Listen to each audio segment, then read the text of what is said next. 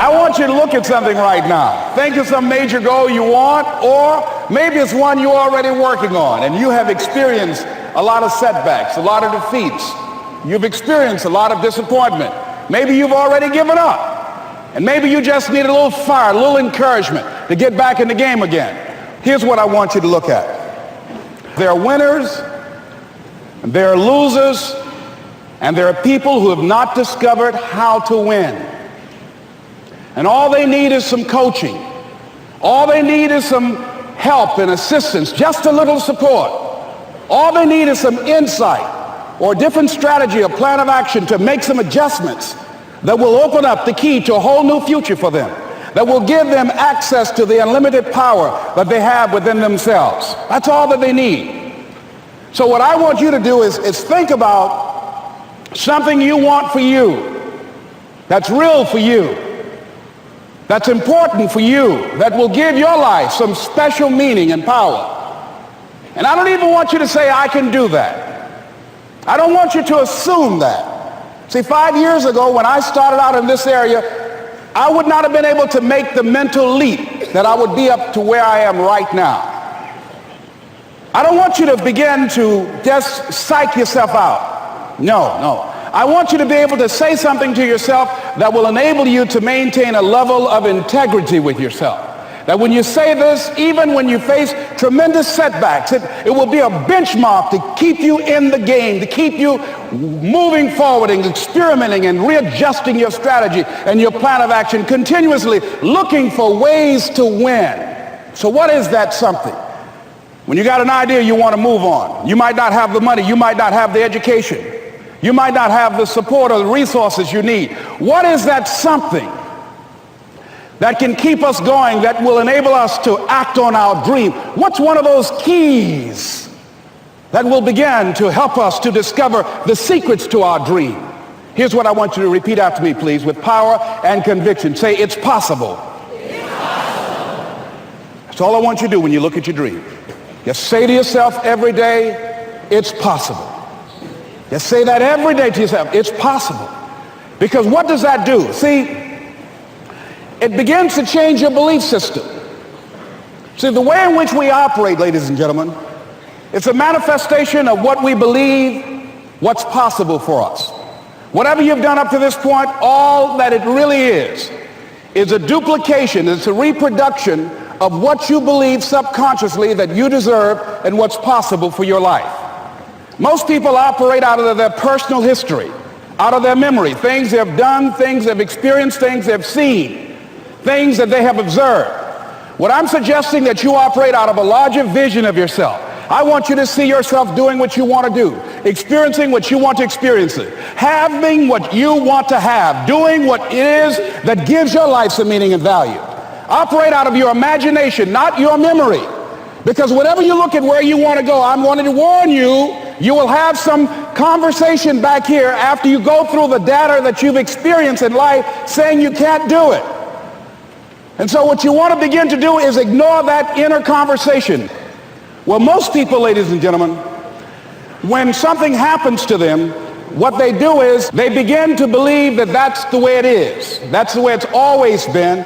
And they can't see the possibility of it being any different. Example, before April 1954, the common belief, the universal belief, because it had been tried again and again and again and people had failed, the belief was that man was not physically capable of breaking the 4-minute barrier, that he could not run a mile in less than 4 minutes. That was the belief on the planet. It had never been done. But here's what happened, ladies and gentlemen. Roger Bannister came along, and he broke the 4-minute barrier. Now here's what's significant about that. Since that time, up to this day, over 20,000 people have done it, including high school kids. What changed? 20,000 people, what changed? Here's what happened when they got on the track. They knew it had been done. And because they knew it had been done, there was a new belief about this barrier. about this goal that was unreachable. And those 20,000 people got in a race believing, knowing in their heart that someone had done it, that it's possible that they could do it. And I'm saying that if you know anybody that had some goal, some dream, something they wanted to do, and they did it, then I'm saying that you know in your heart that if someone has done it, then you can do it. It's possible. And that if someone can make their dream become a reality, that it's possible that you can make your dream become reality. And so as you begin to look at where you want to go, beginning to embrace that, it's possible. I'm blessed and highly favored. I've got a lot going for me. I got some good stuff in me. And it's possible that I can bring my greatness out here in the universe. That I can do what I want to do. It's possible I can write my own book. I can have my own business. I can take the trip and travel around the world. It's possible. I can bounce back from adversity and reinvent my life. It's possible. Regardless of where I am, the things can get better for me. It's possible. I'm thinking about two men right here in Chicago who were fairly successful, similar background, educated. They worked for a corporation for many years, and they were among many people that were laid off. Two guys who were very good friends. One went out looking for a job for several weeks along with the other one, and they faced disappointment and rejection again and again and again. They couldn't find any work, which is the story of many people across this country. One guy stopped. He became discouraged. He stopped going. He stayed home looking at television, became very argumentative and toxic with his wife, drinking beer, getting on the phone, talking to his other negative, unemployed friends. And he just gave up. The other guy kept looking for a job everywhere he could go. Every time he could get an opportunity, kept asking people, networking, checking the newspapers every day. Kept going everywhere he could, trying to find a job. You have too much education. You're overqualified. You won't be here long enough. He kept going. He kept going.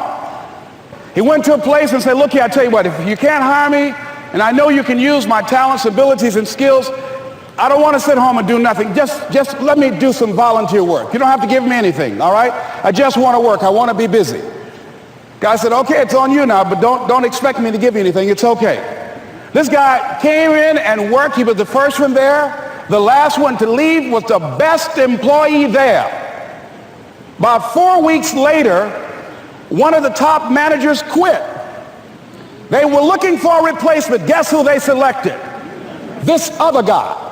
This guy who was volunteering his time. He got the job. What was the difference between the two men? Eyesight and mindsight. Eyesight is judging on what you see. Judging according to appearances.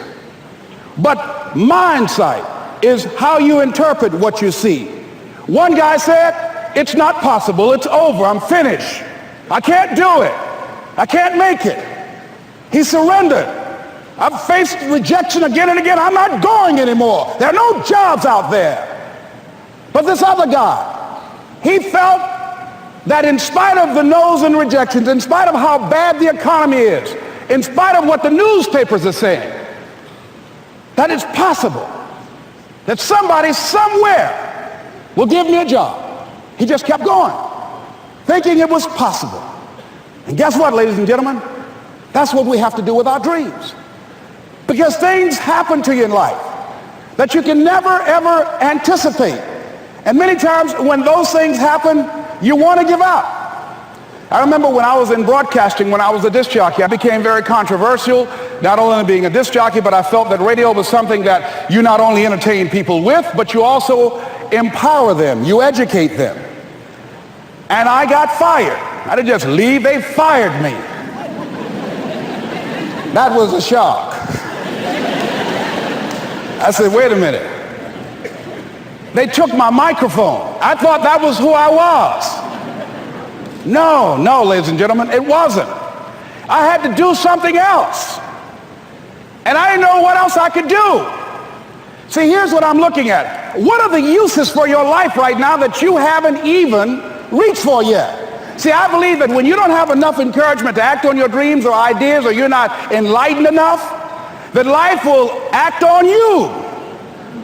See, life had moved on me and said, Les Brown, you have outgrown this. It's time for you to do something else. Well, I wasn't enlightened enough. I organized some disc jockeys and got my job back. So they had to fire me again. I got fired twice. Here's what I did. I had to think of something else. And so a guy suggested to me, he said, Les, why don't you run for office?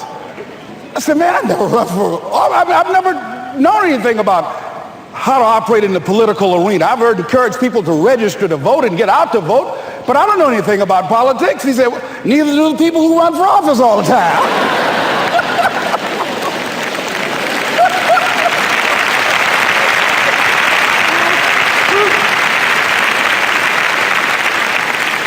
So I ran. Now here's what I'm suggesting. I ran. You got to do what you can where you are with what you have. I didn't have any money. I didn't know anything about the political process. I didn't even have any support. But here's what the guy told me. It's possible you could win. That's all I had. I was running against an endorsed candidate. He was an incumbent. He had the newspaper support, all of the leadership in the community, and I was challenging this guy. So I had a saying when I was on radio, stand up for what you believe in because you can fall for anything. And I would go door to door. I have my kids on one side of the street. I would be on the other, and I'd knock on doors. Hello, my name is Les Brown. Tell everybody I'm still standing. They get on the phone. Child, Les Brown was to my house today. You know the boy on the radio with the big mouth? Yeah, they fired him, honey. Say he's still standing. See, I'm saying just keep moving. Don't start feeling sorry for yourself. Don't spend time blaming and talking about what happened to you. See, whatever you talk about, that's what you multiply and expand in your life experience. So don't talk about stuff unless you want it to keep on happening to you, all right?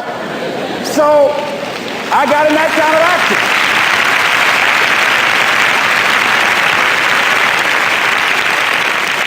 As I continue to do that, had my children with me, we're going door to door, didn't have enough money. Eventually, we got close to the election and something happened that really surprised me. Guys who I thought were going to either support me or stay out of it, various powerful community leaders, they became involved in it and they endorsed my opponent. I felt devastated. Now that's going to happen to you when you're working on your dream. Things are going to happen that's going to catch you on the blind side. That was shocking to me. They didn't have to do that. All they had to do was just stay out of it. But here they go, come up in there messing with me. Now that's going to happen. There's some people who believe it's their personal business to stop you from living your dream, all right?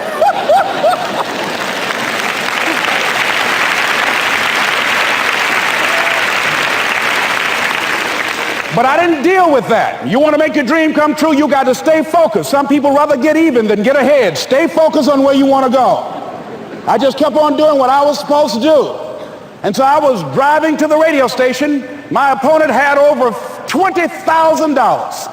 I had less than $800. As I was in the radio station, the guy said, you're going to make a commercial? I said, yes. He said, it better be a good one because that money can't go pretty far here. And I sat there in the middle control room and I was thinking. And here's what happens when you get still. Stuff will start coming. Something said, call your mama. You used to talk about your mother on the air all the time. Ask her to say a few words for you. That'll be a different kind of political spot. So I called my mama. And I had a gospel record playing in the background.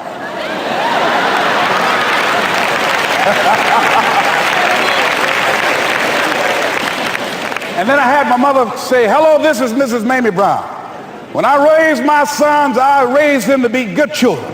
When they got out of hand, I beat their behind and made them go right. Please vote for my son. He's a good boy.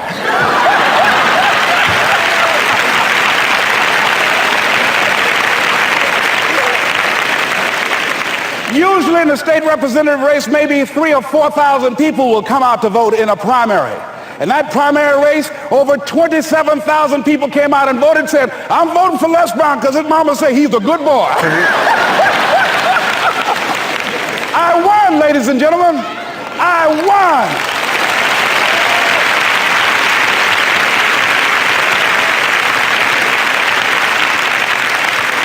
So you've got to be willing to stay focused, to be creative, to be relentless, because things are going to happen to you when you're working on your dream, when you get on track. I remember when I first got involved in speaking, one of the main things that speakers like to do is speak to a certain association that they have over 10,000 of their sales reps that come to this convention. And I was relentless. I kept saying, it's possible. It's possible. See, what I want to let you know and set you up for, because you say it's possible, don't mean that you're not going to have any problems. That Murphy's Law ain't going to come and slap you side the head. Oh, Murphy going to come visit you. He's waiting for some of y'all out in the parking lot. Oh, you say it's possible. Okay, it's possible. You better get up. Well, I was working. I kept saying it's possible. They got other speakers on this program. I can be on that program too. I kept selling myself. I got all fired up. And I was calling them every day. And the lady finally said, Mr. Brown, I tell you what, we want you to come in and talk to our sales executives. You got the kind of fire and guts that they want, that will motivate them. And let me tell you something else. We want you to bring your motivational tapes. You're going to need at least $50,000 worth of tapes. I said, is that right? Yes, because they want to keep that drive alive. I said, all right. I called the guy to duplicate my tapes. I said, Don, how you doing? This is Les. Let me tell you, I got a major speaking engagement. I said, man, it's a speaker's dream. I need over $50,000 worth of product. He said, Les, you don't have that kind of credit. I said, I know, but Don, I can sell that. Just right after speaking engagement, I'll give you your money in 4 days. He said, are you sure, Les? I said, yes, man, I got a major speaking engagement, and they told me to do it. He said, man, that's a big order. Let me talk with the lady with you. I said, hold on just a minute, man. Call the lady back. Hello, Evelyn, how you doing? This is Les Brown. I got Don on the phone. What did you say? Do I have the speaking engagement? Yes, you do. And what else you suggest? Les, our people, they buy a lot of tapes. Your tapes are very popular among them. I'm saying bring at least $50,000 worth of tapes, Les. You'll sell everything you got and more. I said, did you hear that, Don? He said, yes. I said, now, if anybody else has to make a decision, are you the final person? She said, I'm the final person. I will send you the contract. I want you. I said, you hear that, Don? He said, yes. I said, oh, ye of little faith. I said, duplicate the tapes, man. Hung the phone up. Well, he duplicated the tapes. 1 week came by. I'm checking the mail every day. No contract. I said, come on, Murphy, don't start nothing, man. Come on. Come on, man, give me a break. Come on, you know, this ain't fair. Come on, man. Give your boy a break. Come on. I talked to myself, you know. I didn't want to call him right now. 2 weeks passed by. Murphy said, don't you think you ought to call him? I said, okay. I called. I said, hello, this is Les Brown calling. How you doing, Les? I said, fine. I said, Evelyn hasn't sent my contract out yet. Any additional information you need? So, Les, you haven't heard? I said, no. I said, Evelyn died. I said, she died? I said, did she say anything about me?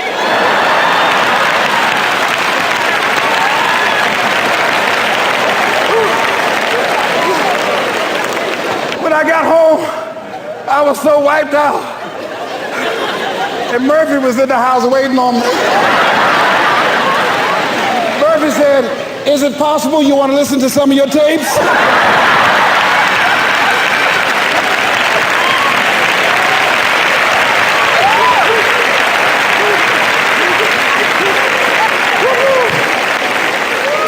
But ladies and gentlemen, here's what I had to do. I had to begin to focus on what was the solution. That this was not the only place that I'll be able to sell those products. And as I began to challenge myself and got some help and support and some other input, I eventually did. It took longer, but it was challenging. I was riding with a friend the other day, and I know this friend of mine who has been working on a job where she's been miserable for a long time. She was telling me about how she was miserable on the job and how she was so unhappy. So I said, if it's that stressful and if it's causing you that much pain, I say, why don't you just quit and do something else? And she said something that really put her in the chorus line with a lot of other people. She said, I would, but. And then I started thinking about that. I said, let me take a poll. So I started talking to other people, and I would ask them what they were doing. And I said, but is that your passion? And they would say no. I said, then what's your real passion? And they would tell me what their real passion was. Then I said, well, then why aren't you doing what you really want to do? Oh, I can do it, but. And they would continue on. So this word, but just kept on coming up. And then it also has some friends like woulda and coulda and shoulda. And one day, I'm going to have my own business. Those people who talk about one day I'm gonna. Some of y'all know some of those one day I'm gonna people. Raise your hand. Some of you get up in the morning and look in the mirror at that person. I just tease, all right? So how is it that many times we block ourselves and we use these words almost like we're in a trance, like we're sleepwalking through life, that we find ways to cancel out our dreams? And I think that but is a dream killer. That a lot of things that we want to do, a lot of places we would like to go, a lot of things we would like to experience, and we just stop at but, and we build a case. In fact, I was reading something the other day that talked about but. It says, but is an argument for our limitations. And when we argue for our limitations, we get to keep them. See, but will cause you to procrastinate, but will cause you to hide out behind fear, but will cause you to come up with all type of excuses that you can validate your inaction and not acting on your dream. And right now, more than ever, people need to look for ways to live their dream. People need to look for ways to make it on their own. There is no such thing as job security. There's no such thing as a storm-proof or tragic-proof life. There are no guarantees today, ladies and gentlemen. The illusion is gone. There was a time when we graduated from high school, you were told, go to college and get out, and you go and work for a corporation for 30 or 40 years. They'll give you a gold watch and you'll retire. Special announcement, that day is gone. That day is gone, never to return again. So instead of people living in fear, feeling stressed out, feeling powerless, feeling like victims, I think it should be a time that we need to begin to look at ways that we can become an active force in our own lives. Look at ways when we can decide to take charge of our own destiny. Look at ways when we can decide to design a life of substance and begin to truly live our dreams. And it's time for people to decide, I'm ready to get on with my life. Shake somebody's hand on your right and left. A guy named Bob May said this, don't let nobody turn you around. Do that right quick.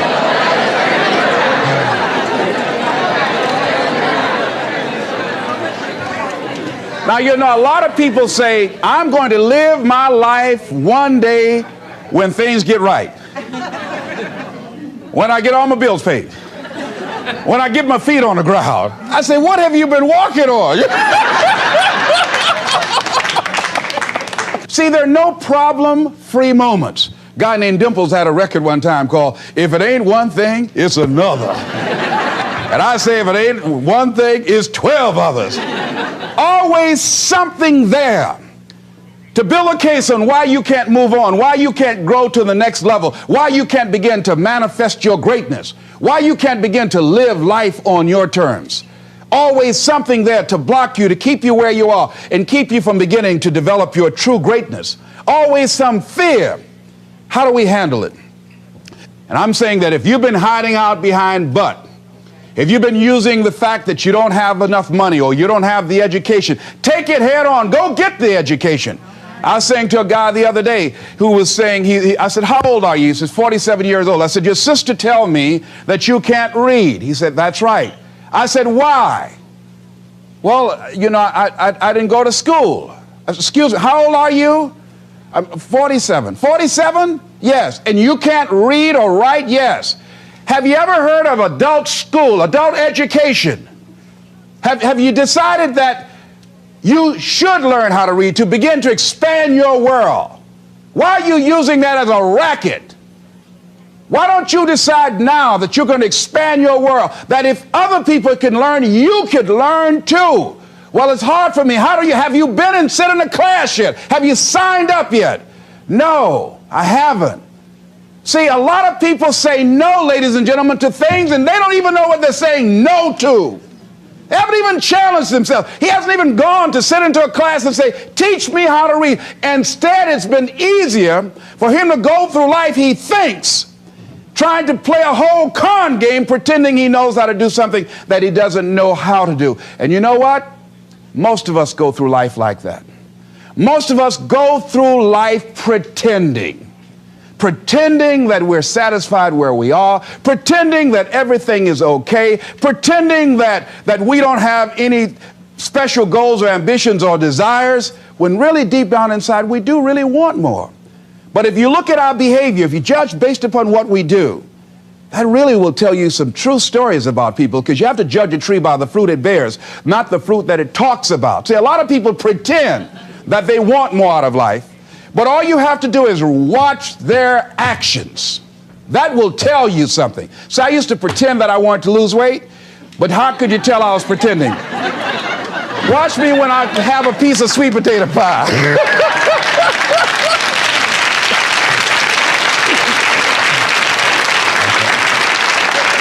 Let me get within walking distance of some peanuts, some potato chips. See, I was pretending that I really wanted to lose weight. No, you just watch what I eat. I tell you what I'm seriously committed to. People will tell you, oh yeah, one day I want to have a restaurant. See, they're pretending they want to go into business for themselves. They're not serious. How can you tell, Les? Watch their actions. Watch what they're doing. The proof is in the pudding. So if you want to do something, if you thought about something you want to do, take it head on. Decide that you're going to start looking at it, start doing research on it, start tackling it, start becoming involved in whatever and wherever it might lead you, to begin to explore the possibilities in that particular thing that you're seeking, so that you can begin to learn all you can about it. Decide that you're going to face it, that whatever shortcomings you have, that you're going to strengthen yourself there. Whatever training that's required, that you're going to go get that training, that you're going to get started right now. George Washington Carver would say, do what you can where you are with what you have and never be satisfied. S.B. Fuller used to say, and you heard Joe Dudley talk about, always strive to be more than that which you are. Yeah, don't get satisfied with yourself. Always know that wherever you are, you can enjoy more, that you deserve more. But most people, you know what they do? Most people go through life quietly and safely, tiptoeing to an early grave. Find out what it is you want and go after it as if your life depends on it. Why? Because it does. People that have found their passion, people that found the things that they love, people that have found the things that they can pour their lives into, those people live longer. I was in New York and I had to do a seminar at a special church, and a guy by the name of Reverend Johnny Youngblood. And I said, how is it that you were able to build this big housing facility and got all of the various community and religious groups together to have this dwelling for 2,000 residents that were once homeless? How were you able to take on this responsibility? Wasn't it overwhelming? He said, the kind of work I do, he said, it's in me. I've got to live what's in me. And I think that's everybody's desire in life. You got to live what's in you. Life is just too short and unpredictable. But what do we say? But there'll always be tomorrow. Oh no. There's no guarantees you're going to show up tomorrow. There are a lot of people who were here yesterday that they're not here today. There are a lot of opportunities that were around yesterday. They're not here today. Oh, you can wait, but you know what Abraham Lincoln said? Well, good things might come to those who wait, but only the things that have been left over by those who hustle.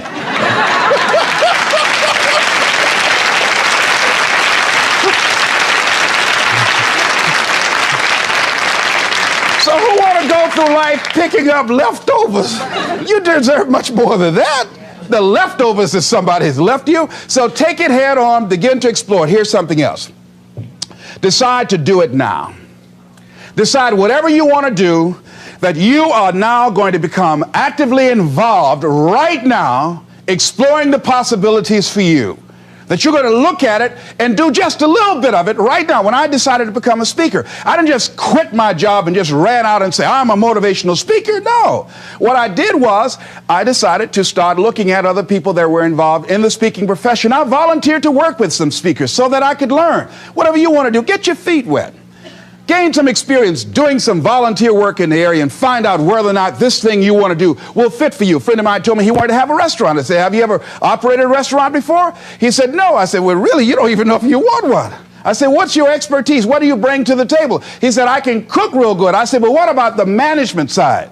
What about the business part of the restaurant? You're not going to be cooking all the time. Somebody's got to receive the money. Who's going to manage the personnel? He said, you got it right. You got a point there. So this guy got a job in a restaurant in the evening time on a part-time basis. After doing that for a while, he said, you know what? I think I just want to be a chef. He said after working there, people didn't show up to work. He said it's hard to find the help. People weren't responsible. The headaches, the guests were just giving him problems day in and day out. They weren't ever satisfied. He said, no, I just think I'll stick to cooking. See, you got to find out what fits for you. Because you might decide that after you go up in there and examine it and experience it and get some experience under your belt on it, well, you say, this is really not what I want. This does not fit for me. So decide that you're going to do that. Now, John H. Johnson said something that's very important. He said, there's no defense against an excellence that meets a pressing public need. See, whatever you decide to do, look at it and find out what is it that I have that I could bring to the table that can begin to enable me to ensure that I could be successful in this. Where is the opening for you? There's room for you out here in the arena called life. There's room for you to come out and live your dream. Don't allow but to keep you in the corner or keep you up in the bleachers looking at life, being a spectator, not being a participant, making a difference in life. I believe that all of us came here with something. All of us showed up to give something, and that nobody's going to give that service that you have to give. No one's going to produce your product. No one's going to write your book. No one's going to open your academy. No one's going to begin to create your daycare with a special curriculum to help to cultivate the high self-esteem in our children. That's your idea. And if you don't bring your idea out here, when you die, all of us will suffer because we've been deprived of your genius because you allowed but to keep you in the bleachers and not pursuing your greatness. You take it to your grave with you. And that's what most people do. I think that's why the guy said that many people die at age 21 and don't get buried until they're 65. They're walking dead. You can tell them by the way they walk. How they look in the face when they speak to you. I was giving a speech at this high school, and a lady came after school. She said, Mr. Brown, I want to talk to you about my son. I said, what is it? She said, he's not motivated. I said, I wonder why.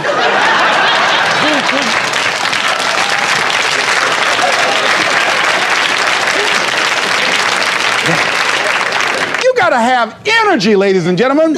You got to have life. If you're excited about what you're doing, even in the area of selling, you know people don't buy because of logical reasoning. People buy because of your way of feeling. People don't like to be around dead people. No, let the dead bury the dead. No, keep them away from you before they grab you and want to hold on to you or something. So the fact that whatever you do, you want to be excited about it. You want to have the kind of excitement that is so contagious that people want to be around you. Because whatever you're doing, whatever you talk to people about, this particular idea that you have, they're looking at you and they want to know, do you believe it? And are you the kind of person they want to be in business with? And if you're not positive, if you're not energetic, if you're not fired up about it, how can you expect anybody else to be fired up about your idea? Am I right? All right, repeat out to me, please. I'm going to be fired up about my dream. I'm going to go at it with everything I got. Shake somebody's hand on your right and left and say, you got what it takes.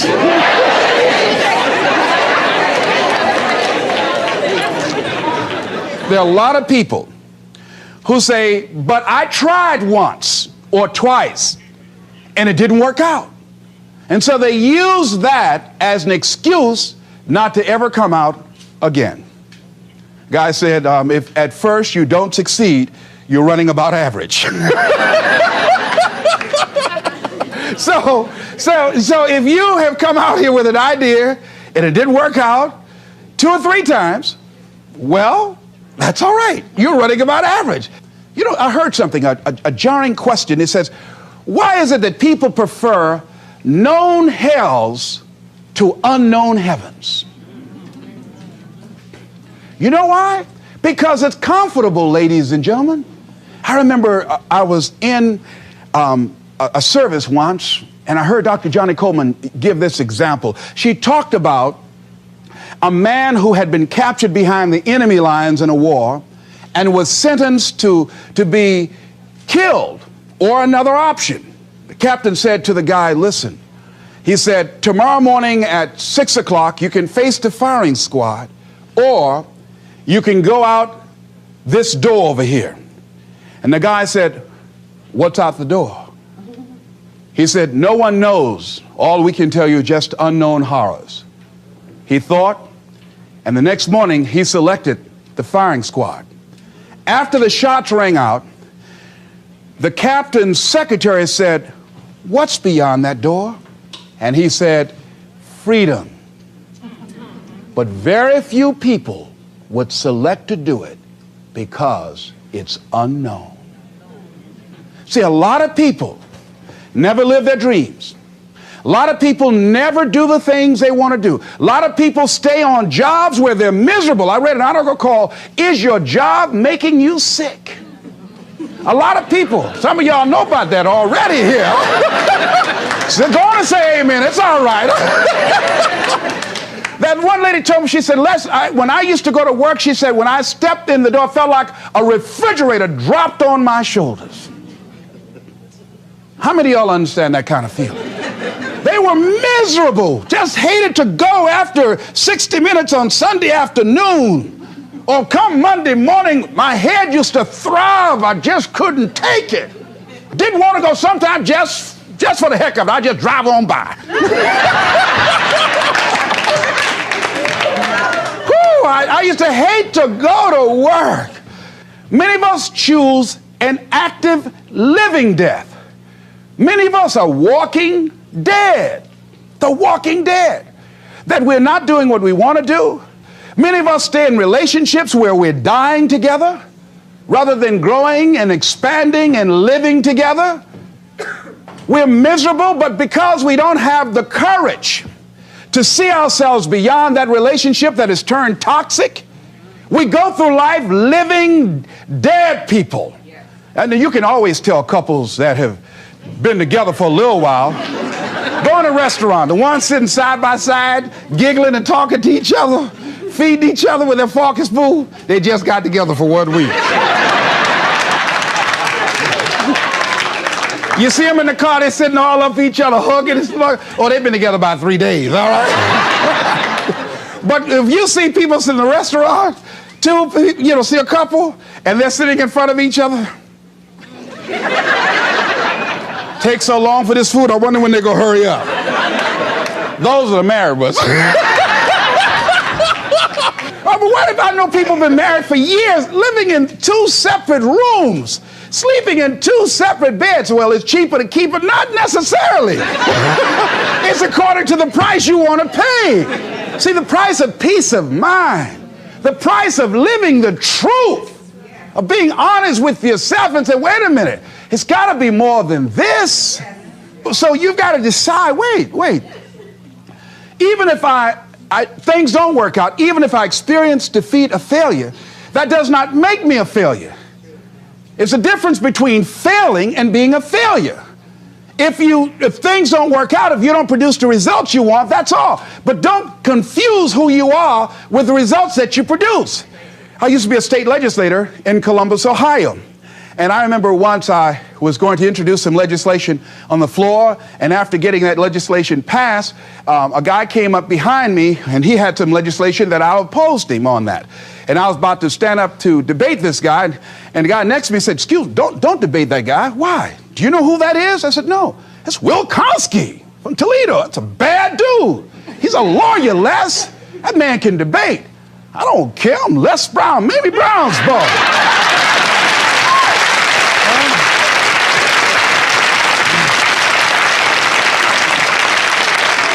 So I raised my hand, Mr. Speaker. He said, the gentleman from the 29th House District? I said, yes, sir. To tell the gentleman I'd like to take him on. Challenge him on this legislation. He said, Wilkowski said, I would more than like to, Mr. Speaker. Everybody would say, whoa. I asked him some questions. He responded. I say, I wonder why I asked that man that question. Wilkowski wore me out. I mean, I was so embarrassed, I just limped back to my room with my yes, I can attitude. However, here's what I learned. When you win, see, if I win a debate, I win because of what I know. When I lose because what I don't know. So I had to check out, what is it that I did not know? I wasn't prepared. I did not do enough research. I did not do my homework. So he handled me like he wanted to. So I came back again. I waited on some other legislation, did my homework, but he was more than able to take me out again. But pretty soon, each time it would take him, it would become a little bit more difficult and a little bit more difficult. And the older guy say, would you argue in behalf of this legislation for me? I said, sure. I started volunteering to do work in the legislative committees for the older guys. I said, absolutely. And the more I did it, the better I became. And then people began to start respecting me. And when I would ask and say, Mr. Speaker, I'd like to speak on that bill, some guys' lips start trembling and stuff like Jimmy. Wait a minute. Is there anything wrong? Do we have a problem here?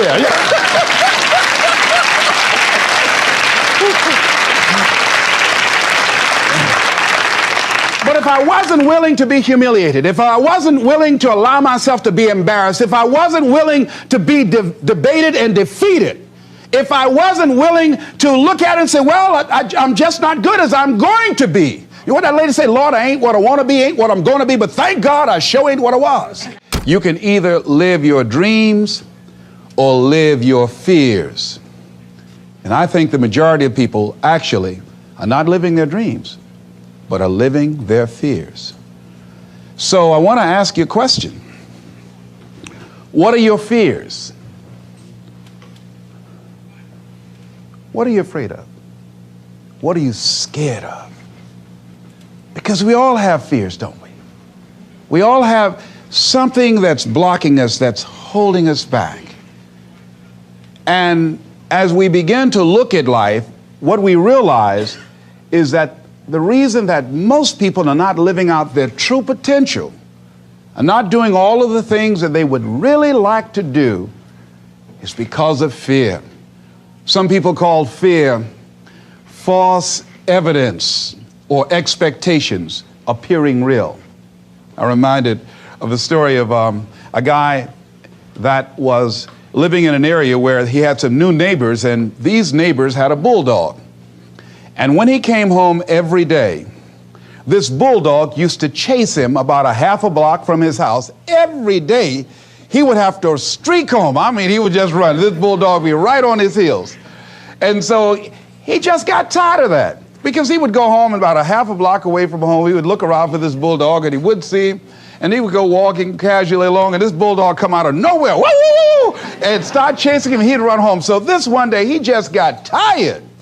And so when the bulldog was running after him, he started running. He saw a rock, and he stopped to pick it up to throw at the bulldog. And when the bulldog got up on him, he started barking. He realized the bulldog didn't have any teeth in his mouth. Then he started chasing the bulldog. If you don't get all away from it. Because the most the bulldog could have done is gummy, you know. And so, you know what? Most people go through life running scared. Running scared from things that have no teeth in them. Because they're false expectations appearing real. That, see, we're brilliant enough to scare ourselves to death. You realize that? There are some people actually who get a kick out of scaring themselves to death. I remember the last frightening movie I saw. It was The Exorcist. I will never forget. I was so frightened when I came home. I'll never forget. I drove in the driveway, and I had already called my former wife and said, listen, turn the lights on. I was coming in the driveway, and I was getting out of the car, and all of a sudden I couldn't get out. I started blowing my horn. I said, Madeline, they got me, they got me. She came to the kitchen and said, take your seatbelt loose, fool. I said, oh, okay. I was frightened out of my wits. But there are a lot of people who they get off on that. They love it. I'm a person, my brother is a paratrooper. My twin brother, he's in the military, career man. I would love to jump out of an airplane to parachute. I'm scared, though. I mean, I really admire my brother for that. I would really love to be macho man like that. What are the things that you fear that's been keeping you from living your dream, that's been keeping you from doing some things that you would like to do? Just think about those things. And how do we begin to handle that? Abraham Maslow said that life is about growth. And he said, you can either go back to your comfort zone, and there you won't find any growth, or you must be willing to go forward and face your fears again and again and again, because you're never going to have a fear-free existence. I mean, some fear is acceptable and legitimate. There are some things that you really should be afraid of. Now, you shouldn't allow it to immobilize you. You acknowledge it, you take it into account, and you carry yourself accordingly. There are times that we should proceed with caution. But it's the difference between being stopped by fear. It's the difference between having a fear and the fear having you. So what do? One, acknowledge it. And knowing that it's okay. Don't condemn yourself for being afraid. It's perfectly fine to have some fears. You acknowledge your fears, you embrace those fears, and then you move on. You act on whatever it is that you fear. Because once you embrace it, see, what you resist will persist. What you resist will persist. So one of the most important things is to begin to embrace your fear. The fear of bodily harm, that's legitimate. When I was a disc jockey in Columbus, Ohio, you know, I was young, about 22, 23, thought I was tough, and I was on the air.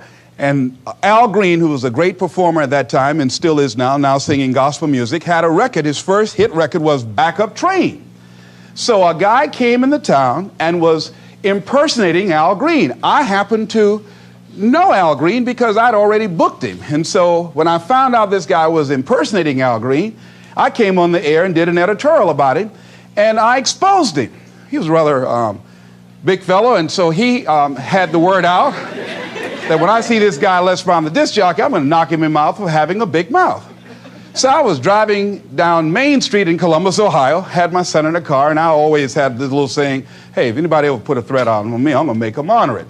So I saw this guy in the street. So I pull around. I said, excuse me, I'll be right back. Got out of the car. I said, hey, man, I heard you said that you were looking for me. I'm Les Brown. He said, you are? I said, yeah. I said, what is it? I'm the one that said that you were an imposter. I said, I want to know what you're going to do about it. He opened his coat and he had a gun there. I say, but whatever I said to hurt your feelings, I want you to know it's all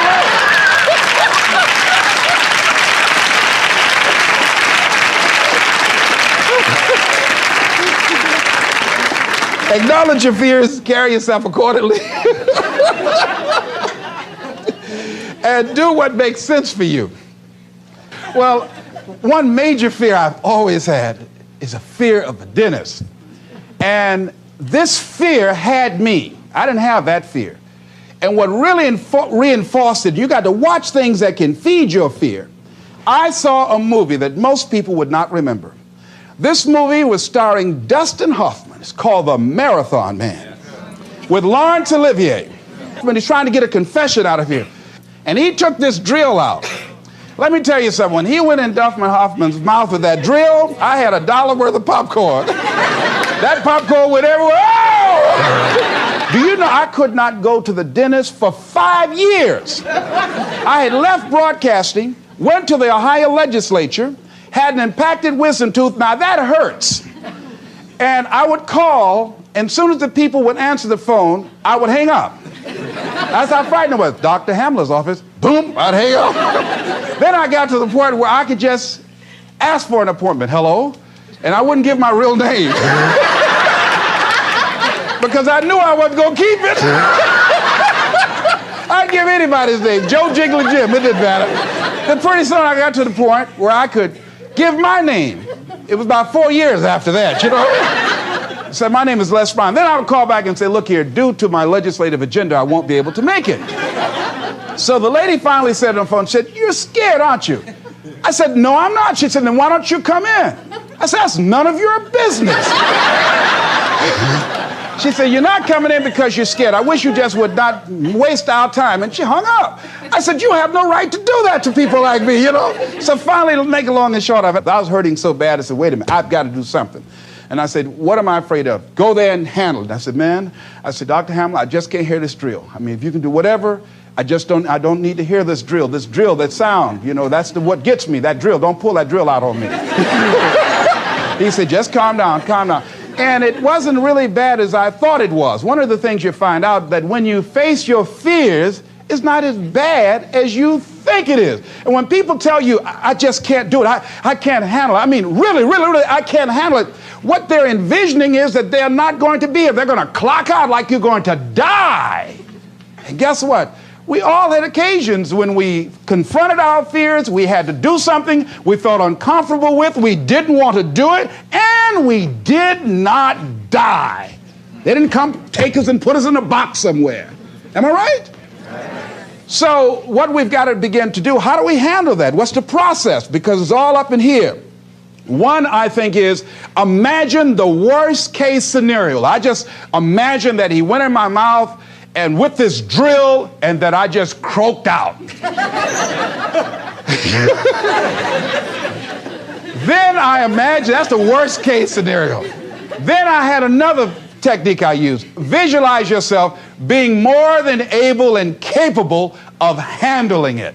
And I used to have a tremendous inferiority complex about speaking before people that I felt who had more going for them than I did. Because I'm not college trained, I used to feel that college people were the most intelligent people on the planet. And there was nothing I had to say for them. And what will they listen to me for? That's the way I felt. And so I had to visualize myself speaking before them, speaking before various audiences that had more going for them than I did, and realize and appreciate my own value, and that I was a worthwhile person, even though I didn't have all going for me. I didn't have the money, I didn't have the education that they had. So part of the process is seeing yourself, being worthy, being capable, having what you need to make you a worthwhile person, and that you're more than able, and that you deserve to be listened to, or you deserve to have that dream and that passion and whatever it is that you see and envision there. You've got to see it in your mind's eye and know that you've got what it takes. Repeat after me, please. I must see in my mind's eye. See myself. Confronting my fears. Handling my fears. I'm more than able. Shake somebody's hand on your right and left and say, you got the right stuff.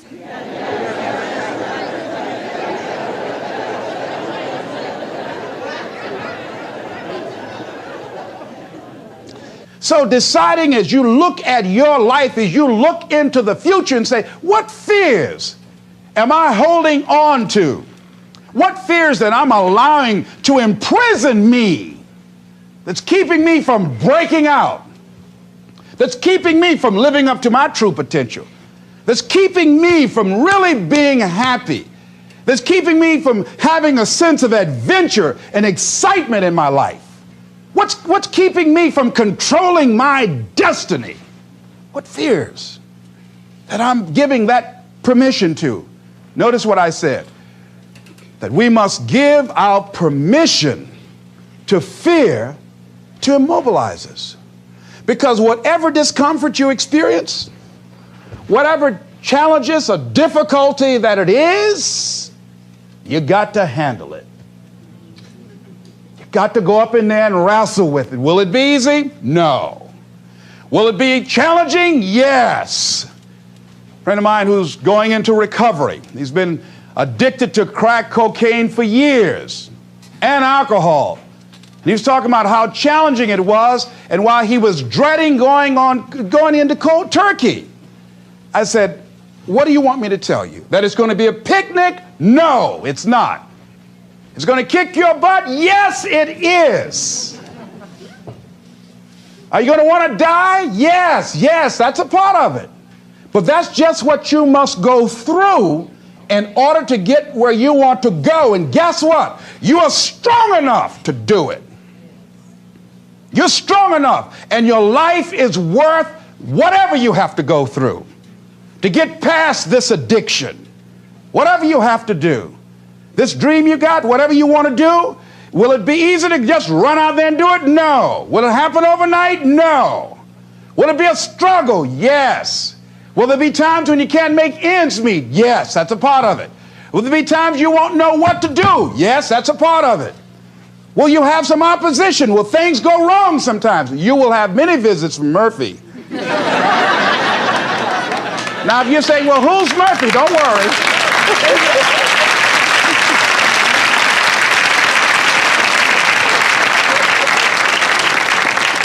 Somebody must have told us someplace along the line, I don't know where, but somebody must have told people, oh, life is going to be real easy.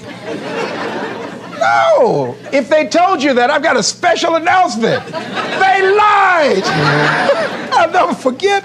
I had a special piece of legislation I wanted to get passed, and I said to a guy, I said, look here, can I count on your vote? He said, yes. And look here, if I can't count on it, let me know. There's another guy that owes me a chip, and I can call on that, and I won't need your vote, but I do need it. If you say you're going to do it, do it.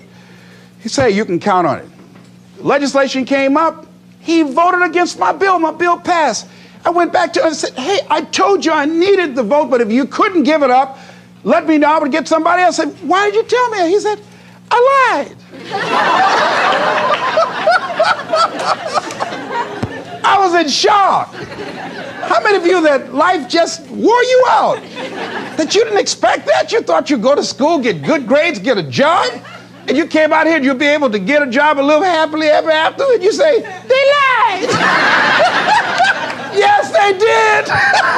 They never told me, you know that song said, Mama told me there'll be days like this. They didn't even tell us that. Isn't that something about life is challenging? I mean, it's some stuff you get out here, you didn't read it in a book nowhere. Didn't nobody warn you that it was going to come down on you like this. That's called life. There are all kinds of challenges like that. So what's the next piece is that you accept yourself, then you accept the fear as a fact and not a force. See, when you accept yourself and you accept fear as a fact, that means that it's something that happens. It's something that you're going to experience, but it is not a force to hold you back. It doesn't have any special power other than that you give it. So you accept the fact that you are afraid, and then you move on anyhow. You move on past it, and you do whatever you've got to do. I was at a big motivational rally for a gentleman by the name of Dexter Yeager down in the Carolinas. I was standing backstage, and I had to go out. I was the last speaker on the program. It's the first time I'd been in a stadium of this size, over 10,000 people. You couldn't see the people because the lights are just blaring in your eyes, called Free Enterprise Day. I was afraid. My heart was beating fast. I was just pacing back and forth. And Dexter said, are you all right? I said, yeah. Yeah, I'm all right. So I said, wait a minute, just calm down. Calm yourself. Hold a minute, hold a minute. It's all right, Les. It's all right. All right. Just be as scared as you can be. See, that's why I say embrace that fear. Just try and see how scared you can really get. And start breathing deep. So the guy came back and said, are you about to die or something? I said, no, I'm fine. But after I started embracing it and trying to make myself as afraid as I can get and imagine what's the worst thing that I can go out there and do, my mind go blank and I fade on stage, that's the longer they gave me my check.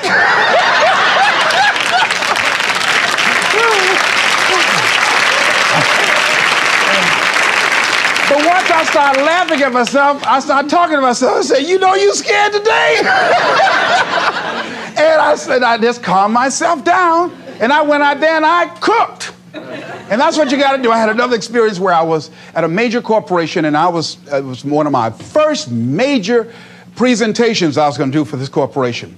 And I had 4 other presenters that had large firms. And one of the things that you've got to do is you've got to watch your inner conversation and discipline your thinking and your imagination, because if you don't, your mind will take you on a wild trip.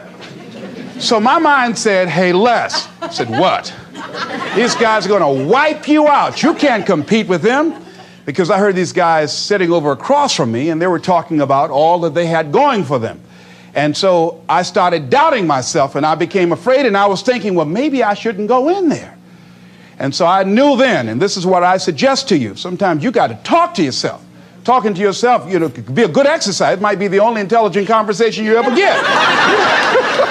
So I got up and I went to the bathroom. I started talking to myself and said, Les Brown, let me tell you something. What do you care about these guys and their firms and all their money?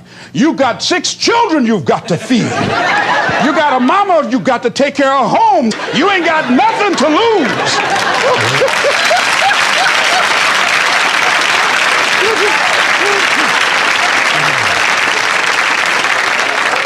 I went in that room and looked at those people. I said, don't you do nothing till you hear from me. And I got that contract too. You got to do it. So when you have your lower self talking to you, telling you what you can't do, part of what you've got to do is be your own motivator. And you can't talk casually to yourself. You can't stand around and say, now, you must calm down now. No, that subconscious mind won't hear that. You've got to have a good conversation to yourself. Hey, and answer yourself too. Don't pay these people any attention. You answer yourself. Hey, what you gonna do? I'm going there and get off. All right, very good. Go in there and take care of business. You've got to talk to yourself, and you build yourself up, and you'll feel your energy level coming up, and people will feel that around you. See, now, if you go through life being afraid, people can sense that.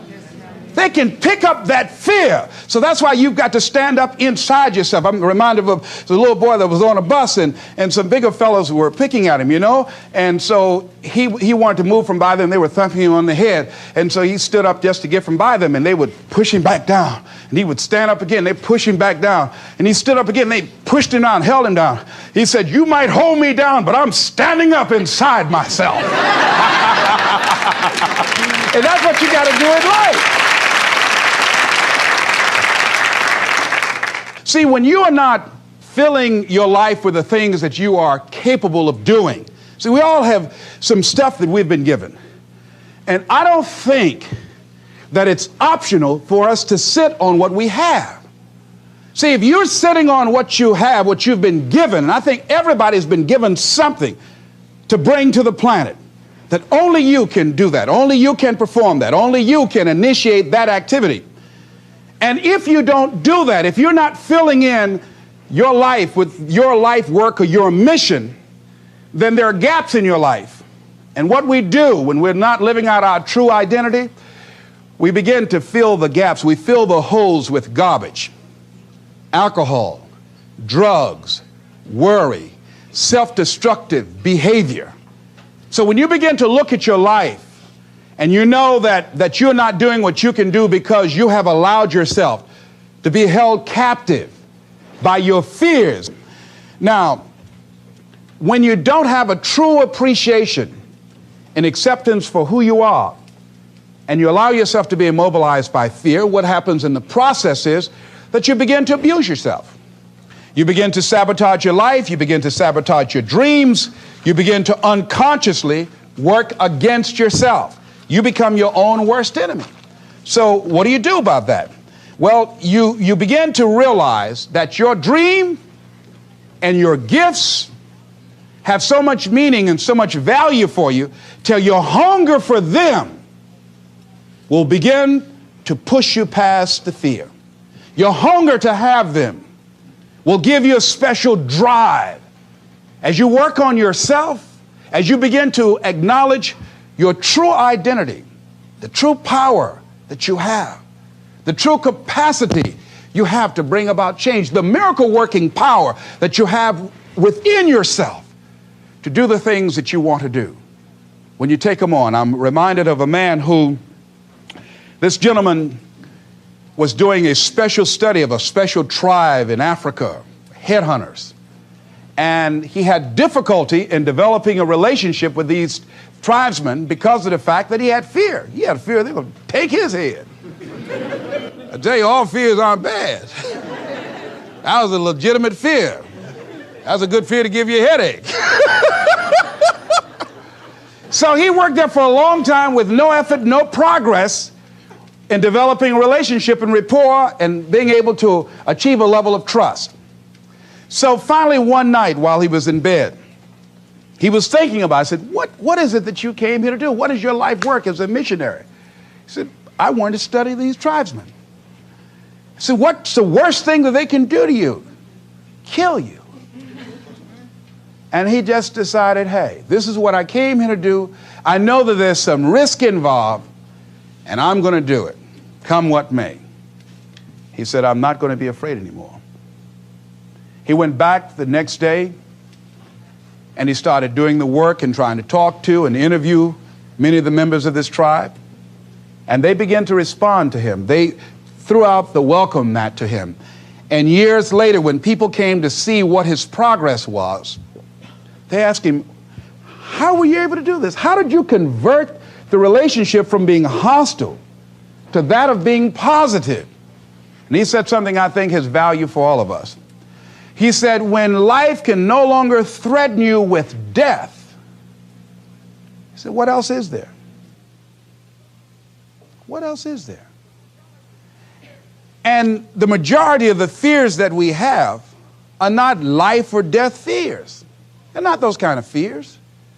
But through our imagination, we blow them out of proportion and we give them more power than they actually have or deserve, and we permit them to govern our lives.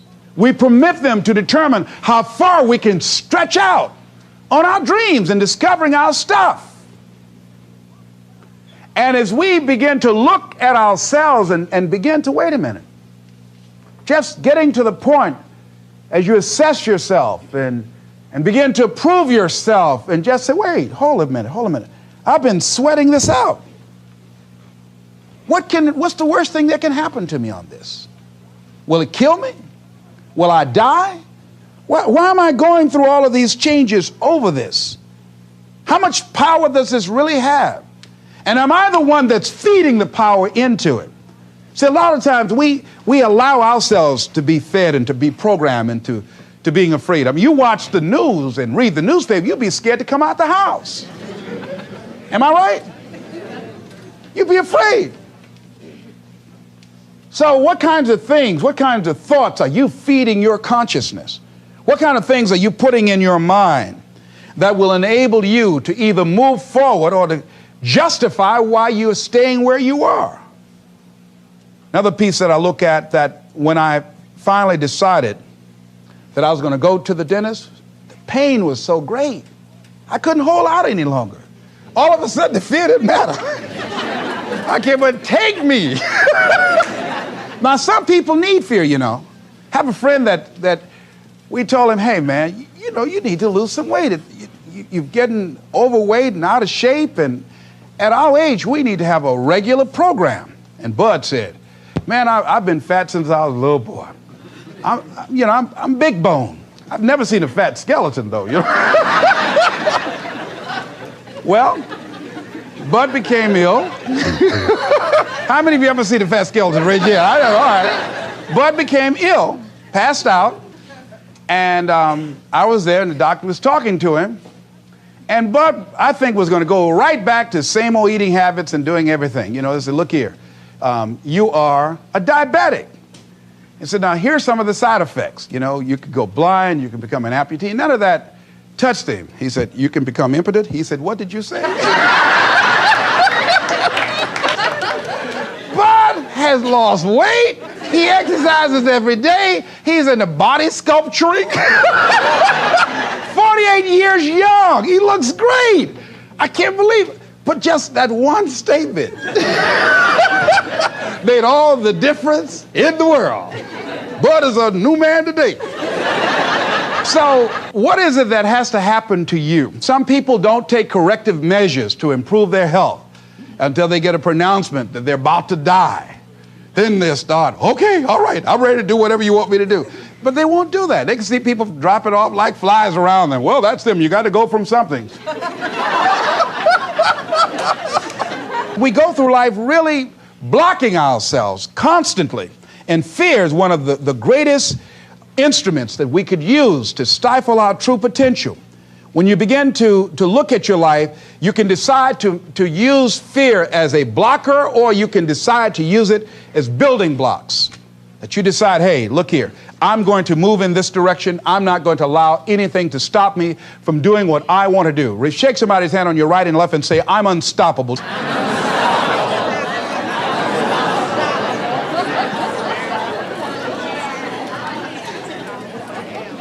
See, when you begin to understand and acknowledge your fear, and you go forth anyhow, you go forth in a spirit and a knowing that there's a way that you can begin to handle this. There's a way out here somewhere. There's a solution. What it is that you're seeking, that you have the capacity to whatever comes up, to handle it, to face it. And rather than feeling powerless, you begin to feel powerful. See, when all of the major downsizings that are taking place around this country, there are a lot of people who are biting their fingers in fear that they might lose their jobs. But there are few people who have decided within themselves, I'm going to make it. Some people aren't waiting to be cut. Some people are moving on their own because they feel within themselves, I've got what it takes to make it. They're not afraid about tomorrow because of how they see themselves, because of what they feel that they deserve, because of what they feel that they can create for themselves. Because these people have decided, as they look at the future, as they look at themselves, there's a way. Where there's a will, there's a way for me to begin to create a way out of no way. And when you have that kind of consciousness, when you have that kind of spirit, nothing can stop you. Nothing. What would your life be like as you look toward the future if you decided, I'm not going to allow my fears to stop me? What would your life be like? What would your future be like if you decided to want that which you desire so strongly that it prepares you past your fears, that you experience the fear, as the one book says, feel the fear and do it anyway? What would your life be like? And I'm saying to you that all of us who have been entombed by fear have the capacity to resurrect ourselves and to resurrect our dreams. All of us have the capacity to do that.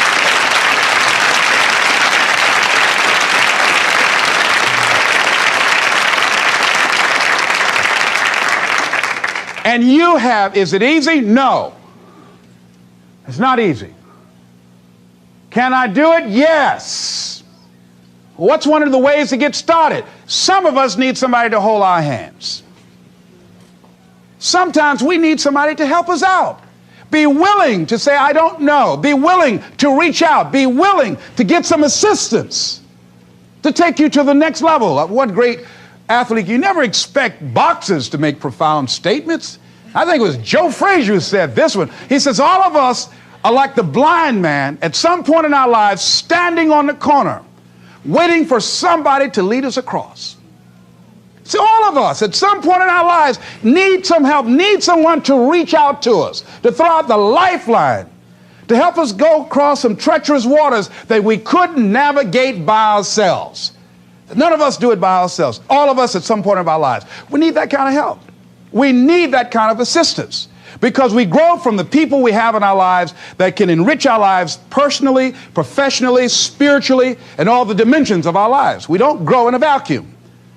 So as you look at yourself, what are the fears you have that maybe you need some help in strengthening yourself in that area? As you assess your strengths and your weaknesses, as you begin to approve yourself and your passions and your dreams and your goals and the things that you want, if you decide to experience all of your true potential, as you decide to manifest all of your greatness, as you decide, wait a minute, what else is available to me out here if I decided to experience the fear of rejection, the fear of no, the fear of failure, the fear of standing by myself? What else is available?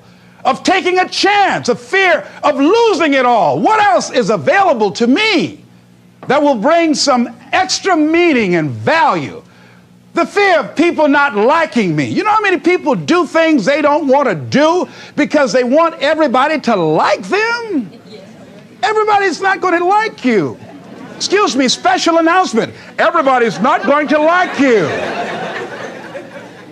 No, it's just not that kind of world. But you know, there are a lot of people who won't take positions on issues, who won't take a stand for things they believe in, who won't speak up for themselves because they don't want to make anybody mad. Oh, it was Bill Cosby. He said, I don't know what the secret of success is. He said, but here's what I know what the secret of failure is. He said, trying to please everybody. You can't please everybody. But there are people who have the fear of rocking the boat. So they just go alone in life. Just go alone. Well, how do you feel? Well, I don't really want to say. How many of you know people like that? Raise your hand. These people aren't living life. They're not truly experiencing life. What do you really want to do? Well, I don't like this, but I guess I'll go ahead on and do it. No. No, life is too short for that. Too short and unpredictable, moseying through. Not trying to disturb anything, not trying to shake anything up, not trying to make any waves. You see, there are some people who come through the universe and their level of contribution and the level of energy they manifest is so small, so inconspicuous that when they go, you won't even know they left. I mean, there are people who die on jobs and you say, hey, where's John? Oh, John's been dead 6 months. You're kidding. No. Is that right? Yeah. I didn't know. Why did somebody say, well, I guess we didn't miss him. But there's some people, because of their personality, because of their contribution, because of the investment of their time and their energy and the impact they have there, that when they go, everybody will miss them. See, when Mother Teresa checks out, everybody will know. When Rosa Parks, everybody will know. Nelson Mandela, everybody will know. Why? Because of their contribution. See, but there's some people, because their contribution is so small, no one will care. So I'm saying, before you are boxed and buried, decide that you're going to box and bury your fears. Decide that you're going to begin to live life on a new level, seeking out new horizons, that you're going to find more love and more joy and more ways to give more to life. Guy said something, I love this. He says, everything a man does for himself, guess what? He takes with him, but everything he does for others, he leaves behind. So when you begin to say, what is it that I want to leave? What contribution that I want to begin to make? What difference do I want to make in life? What is it that I want to do with the rest of the life that I have left? What chances I need to take? What risks do I need to begin to embrace? What fears do I need to step on? What areas of my life am I dead right now? What dreams? You can either live your dreams or live your fears. You have got to get to a point where you say, I'm sick and tired of living like this. There's got to be more. That's when people go out and strike out on their dreams. That's when people get out of relationships where they're dying together rather than growing together. That's where they leave jobs. So where are you going? Away from here? I don't know.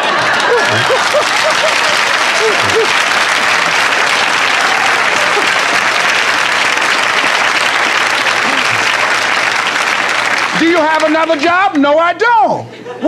How are you going to make it? I don't know, but I will. See, you will when you put yourself in that kind of situation. I'm reminded of two frogs that were hopping down the road and they fell into a bottle of milk. And one was hopping up and down for a while and he drowned. He just gave up. But this other frog just kept on kicking. He wouldn't give up. He just kept on kicking. And pretty soon he churned that milk into butter and he walked on out.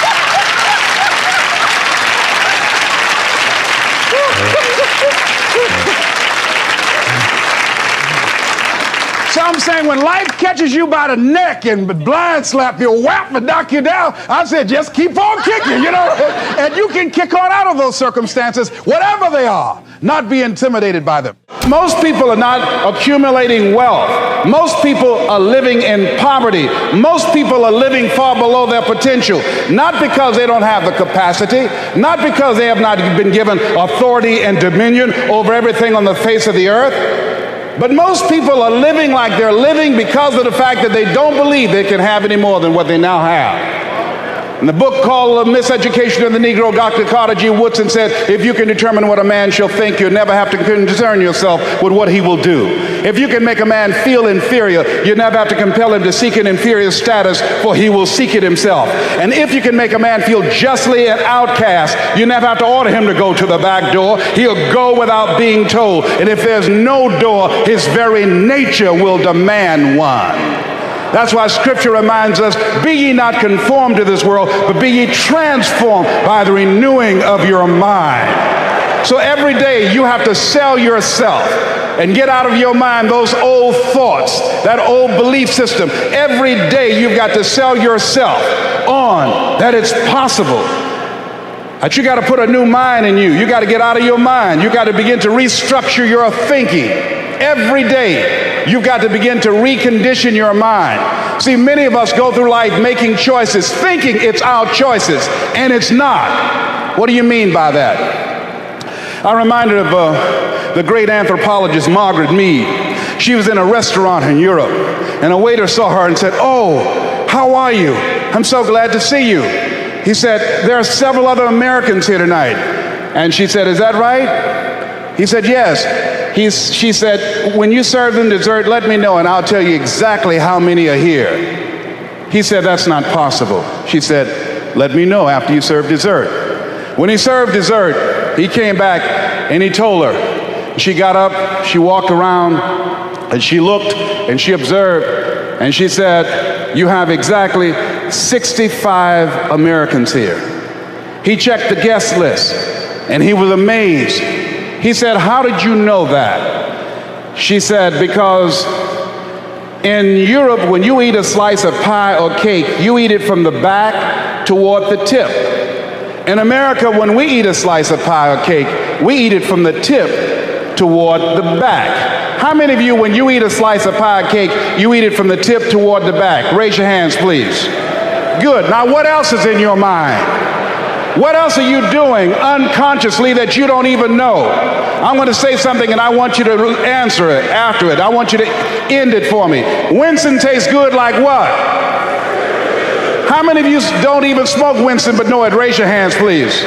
Now, that commercial been off the air for 30 years. 30 years. See, let me share something with you. The easiest thing I've ever done was to earn $1 million. The most difficult thing I've ever done was to believe it could happen to me. That was the most difficult part, to believe that given my circumstances, if my birth parents came down this aisle right now, I would not know either one if my daddy came up here or my mother came up here. Given the fact that I was born in an abandoned building on a floor, being labeled educable, mentally retarded, not having any college training, I used to feel all my life that people who had college degrees were more intelligent than me. I remember going to see the late Dr. Norman Vincent Peale, the author of the book, The Power of Positive Thinking, and I used to look at him up on stage and I said, I could do that. I would love to talk to people. I love to talk to people. And I said, I could do that. But then when I started going back to my car, my mental conditioning activated itself, and it said, Les Brown, you can't do that. You don't have a college education.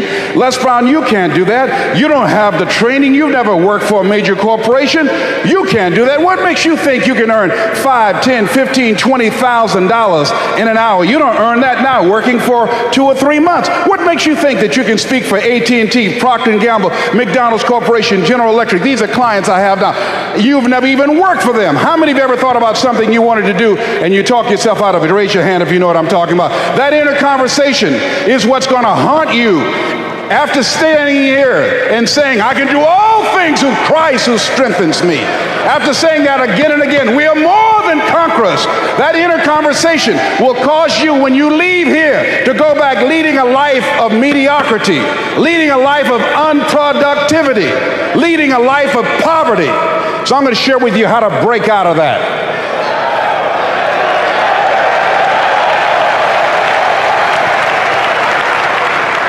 I want to share with you how to reach your goals. I think the Bible is the greatest motivational book ever been written. Now, I want you to repeat after me, please. We got to recondition our minds first. Let us say together, good things are supposed to happen to me. Yeah, write that down. I want you to say that to yourself every day. See, we live in a world where we believe that bad things are supposed to happen to us.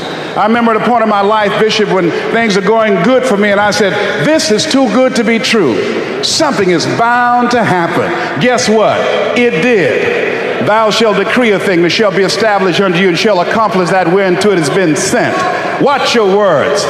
Watch what you say about yourself, about your affairs. Be conscious of that on a daily basis. Why? Because your words are powerful. In the beginning was the Word. Life and death is in the tongue. Watch what you say. Never say I'm broke. Say I'm overcoming a cash flow problem.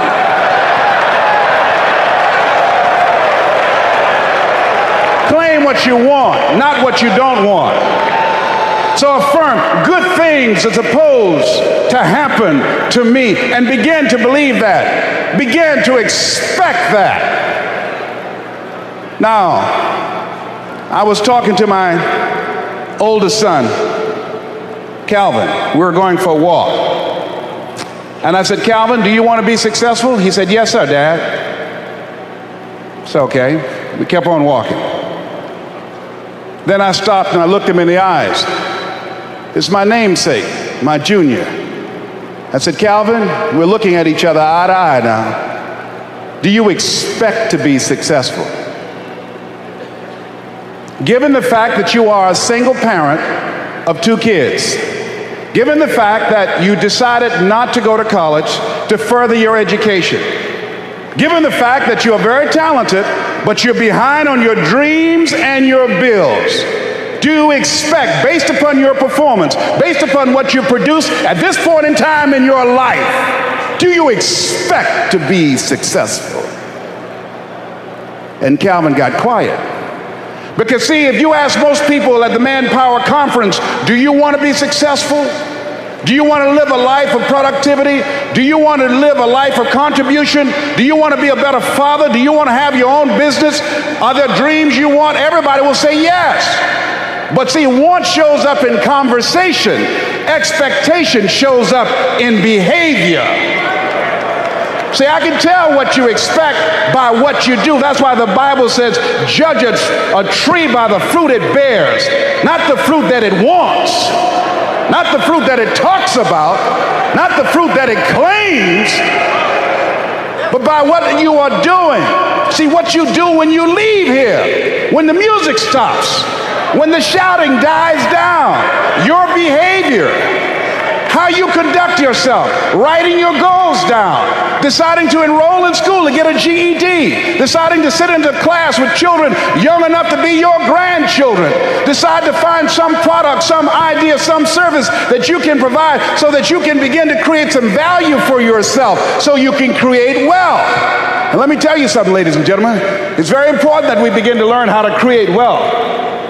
I'm not talking about loving money. See, I believe the lack of money is the root of all evil. People are steal for money. People are killed for money. People go to jail for money. Every time the unemployment goes up, in those areas where the unemployment is high, that's where you have the highest incidence of crime and violence. Whenever the unemployment goes up 1% in our community, 10,000 children and women are battered. Money makes a difference in your life. I never wanted to be rich. All I've ever wanted to do was to be comfortable. How many of you ever want to be comfortable? Raise your hands. Then I realized in order to be comfortable, you got to be rich.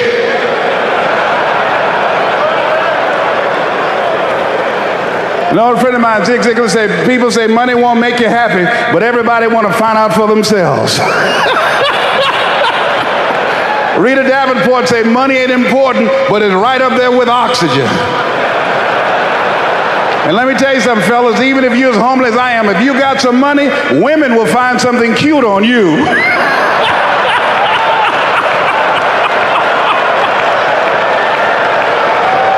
He got earlobes like Denzel, honey. Money makes a difference.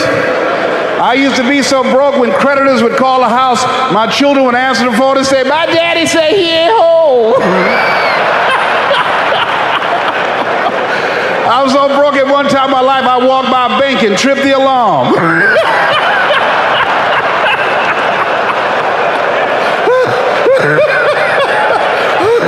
I tell you, poverty sucks. You hear me?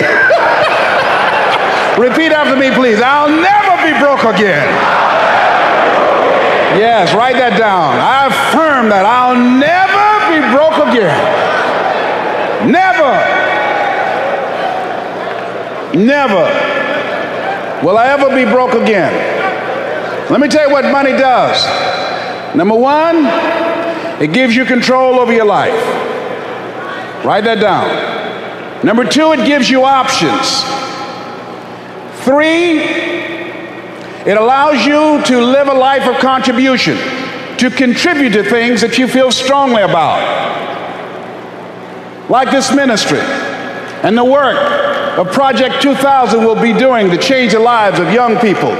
Bishop Jake's vision is if we can have Little League football teams and baseball teams and basketball teams, then we can have Little League dermatologists and cardiologists and endocrinologists. So he's now establishing an institution, Project 2000, to give our young people the methods and the techniques to reinvent themselves as we go into the next millennium. And this era that Peter Drucker calls the era of the 3 C's: accelerated change, overwhelming complexity, and tremendous competition.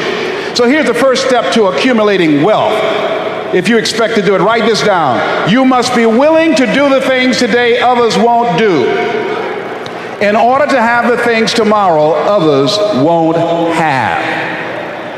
That's why the book of life said the road to life is straight and narrow, and few there be that find it, because few there be that are willing to do the things today others won't do, in order to have the things tomorrow others won't have. What are the things that others won't do? Number one, make discipline a major force in your life.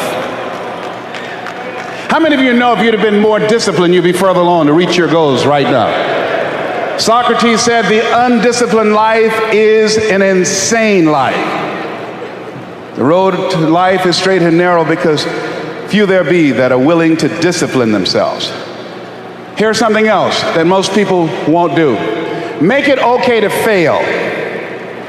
A lot of people, 85% of people, allow their fear of failure to outweigh their desire to succeed. Repeat after me, please.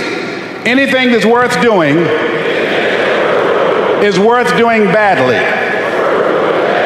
Yeah, see, anything is worth doing right, as we have been taught, if you know how to do it.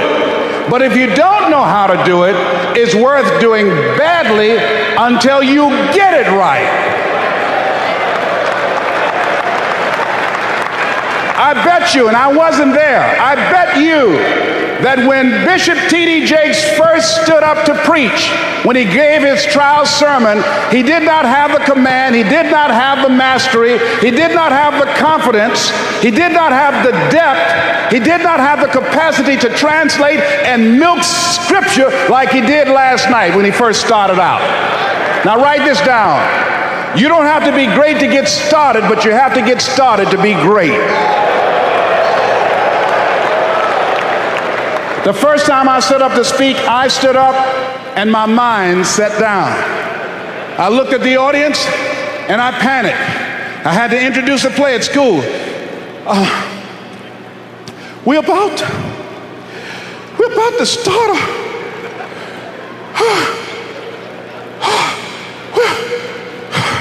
ran off, Mr. Washington. Mr. Brown, where are you going? Mr. Washington, I can't think, sir. I don't know. Did you rehearse? Yes, sir, I did. Well, what's wrong? Why did you say your lines? I don't know, sir. I got up there and I looked at him and everything left me. Let me do it another day, please, sir. No, go back out there, Mr. Brown. Mr. Washington, I'll mess up, please, sir. Don't send me out there now. I'll mess up. Mr. Brown, if you run now, you will always be running. Anything that's worth doing is worth doing badly until you get it right. Why are you moving like that? I got to go to the bathroom, sir. Mr. Brown, go back out there. Yes, sir.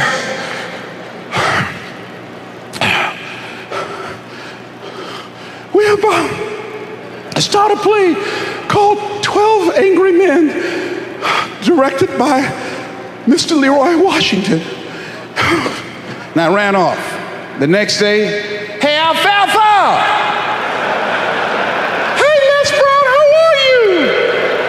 They dogged me out.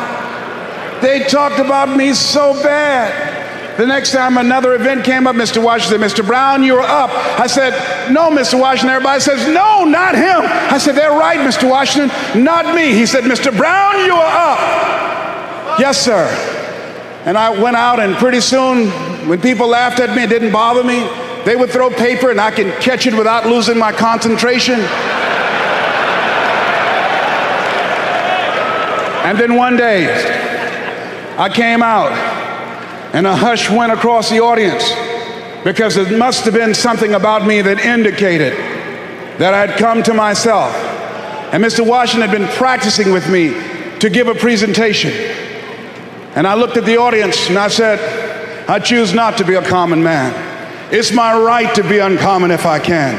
I seek opportunity, not security. I do not wish to be a kept citizen, humbled and dull by having the state look after me. I want to take the calculated risk, to dream and to build, to fail and to succeed. I refuse to live from hand to mouth. I prefer the challenges of life to the guaranteed existence, the thrill of fulfillment to the stale calm of utopia. I will never cower before any master, nor bend to any threat. It's my heritage to stand erect, proud and unafraid, to face the world boldly and say, this I have done. Girls stood up and say, that's my boyfriend, honey.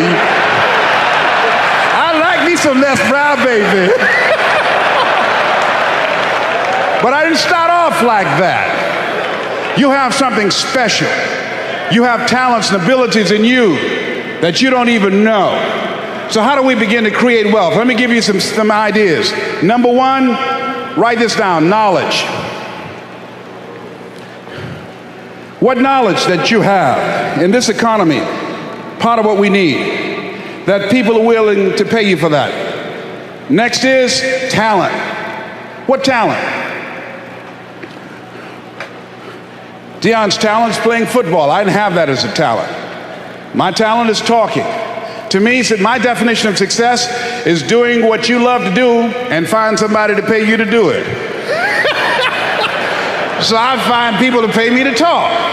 I talk. I brought a game to this country called Beard Whist that I invented. And that's how I talk. I shoot pool. I signify. I make you tear up your cards, break your cue stick, because I talk a lot of trash. I'll throw you off. You've never been to Boston, I'll take you there. So I learned how to signify and talk trash, all right? And so I make a living talking trash to AT&T. I make more in 1 hour than 90% of the American public earn working for a whole year, doing what I love to do. That I've developed my talent. You want to master your talent. Find out what it is that you love to do. I love to talk. Scripture is another key that says to us what we need to do to begin to develop ourselves. Luke 12:34, where your treasure is, there will your heart be also. So what do you love to do? And then explore ways in which you can earn a living doing that. Cooking, writing, painting, working with numbers, working with people. The other thing is, not only must you have knowledge, talent, some skill, but the other thing that's important, faith to act on whatever your dream is. See, if you don't believe in yourself, how many people you know that have a lot of talent, a lot of abilities, but they don't believe in themselves? Raise your hands. See, that faith is very important. So the faith to act on those dreams, those desires. Here's scripture that I like very much. Proverbs 16th chapter, 3rd verse. Commit thy works unto the Lord, and thy thoughts shall be established. Commit means to carry into action deliberately. Commit means to make it happen no matter what. Commitment. There's a difference between next time you have bacon and eggs. The chicken was involved. The pig was committed. He had to give it all up. That's going to take a minute to sink in tonight, all right? See, when you make a commitment, I'm going to become wealthy. When you make it important, when you decide I'm going to do it no matter what, life changes for you. See, most people don't keep their commitments to their commitments. That's why they lead lives of poverty, lives of misery, lives of unhappiness. Socrates said the uncommitted life isn't worth living. So part of what you must do, whatever commitment, whatever covenant you make with God while you're here, to go back to be a better father, to go back to make a difference in the community, to go back, to change your life, to decide not to ever to use drugs or alcohol again, to decide that you're going to begin to recreate yourself, that you're going to be reborn to a new state of consciousness. Whatever commitment that you make, keep your commitment to your commitment. No matter what. If it's hard, then do it hard. But keep your commitment to your commitment. One of the things I have realized, and many of us have, that if you want something out of life, if you want to change yourself, if you want to acquire something, if there's some goal that you want to reach, that is really not easy as some people will make us feel. That living your dream, changing your behaviors, overcoming negative habits, it's challenging. It's hard. That living alone is just very difficult. And once we begin to come to grips with the fact that living is difficult, life is very challenging. I heard a song once by a guy named Dimples called, "If It Ain't One Thing, It's Another." I say to you, if it ain't one thing, it's 12 others. Always something. You will never ever have a problem-free moment in life. Somebody said, and I like this, that you either in a problem or just left one or headed toward one. Anybody found that to be so? Raise your hand if you know what I'm talking about. I mean, there's always something. So how do we begin to nurture that hunger? What are the characteristics or the qualities of people that are hungry? What will it take for me to get some of the things that I want? And being hungry for those things. Number one, you've got to work on yourself. It's very important that you engage in an ongoing process to develop you. Spend more time on yourself than what you've been spending. It's very important. You owe that to yourself. I was reading a book by Og Mandino called The University of Success. Read one line, gave me a chill. I didn't have to read anything else in the book. He said, many of us never realize our greatness because we become sidetracked by secondary activity. We spread ourselves too thin. Don't know how to say no. And we find ourselves doing all kinds of things and never ever have time to do those things that we need to do to work on ourselves. And then there goes a second. There goes another second. There goes another second. And we can't stop and hold time. And before you know it, you wake up one day and you're behind on your dreams and your bills.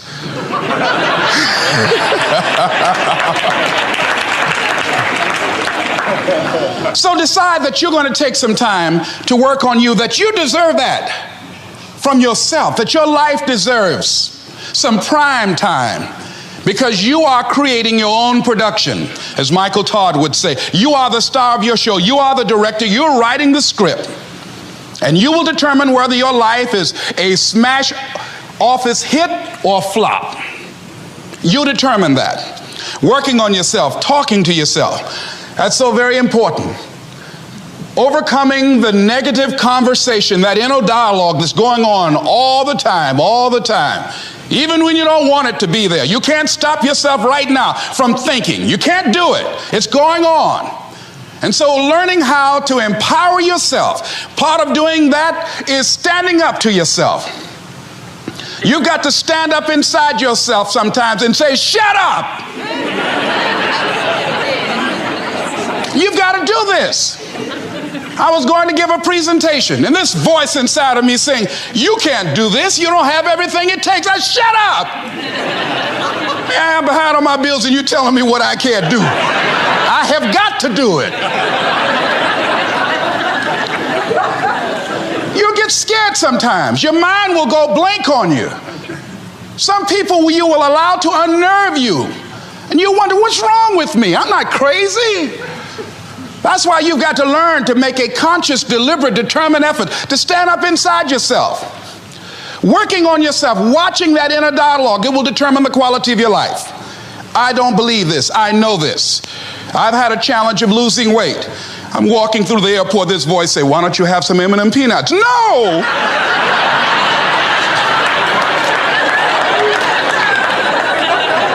Well, just one. Then after you eat that, you might as well have a Snicker now, you sucker. I mean, it's challenging. My mother fixed a kind of sweet potato pie you can't eat with your shoes on. have to take your shoes off so you can wiggle your toes. It sticks on my fingers. It says, eat it. One little bite won't hurt. That voice, constantly. Little demons from Colonel Sanders driving my car in there. I had to say, no. I'll diet tomorrow. I saw a skinny man get hit by a truck. Had he had a little bit more weight, he might have lived, you know. Some of you know what I'm talking about. Raise your hand if you know that. That voice is awesome. So you have got to stand up to that voice. When you're working on something you want to achieve, you have got to stand up to that voice. You've got to sell yourself every day on your abilities, on what you're doing, on the goal that you want to reach. You've got to sell yourself every day, according to your level of belief. It will manifest itself in what you're doing. Whatever we have right now, whatever we're demonstrating in our lives, is a result of what we believe subconsciously that we deserve. And part of increasing that belief level is that you have got to convince yourself every day. You've got to sell yourself. I do a lot of training for many corporations, and I conduct sales seminars, and I've heard all kind of guys doing techniques and training people techniques of how to close sales and how to work with and begin to control the sale and how to ask for the close. Let me share something with you. You can learn all the techniques in the world. If you don't believe in yourself, it won't happen for you. I learned all of it. So that's why I do a training called Focus on the Seller. You've got to focus on you. And as you convince you, as you sell yourself every day, you will begin to see a difference in the things that you're doing. Selling yourself on your ability to perform a job, to achieve a certain objective. Telling yourself every day, here I go again. And I got what it takes. This is my day, and nothing out here is going to stop me. And when you go out there, life say, come over here. Say it again. Well, I'll be back tomorrow. That brings me to the next thing. It takes courage to act. Part of being hungry when you've been defeated, it takes courage to start over again. I used to do door-to-door sales, and I was working with another friend of mine, and door-to-door sales, I mean, it's punishing. It's cruel and unusual punishment. And I was a little boy knocking on the door.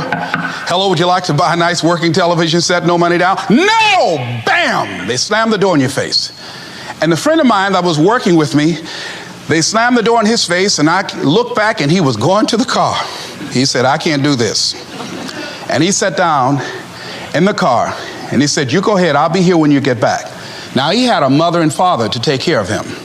My mother was ill. I am adopted. I was hungry. I had to go on. I learned something about myself.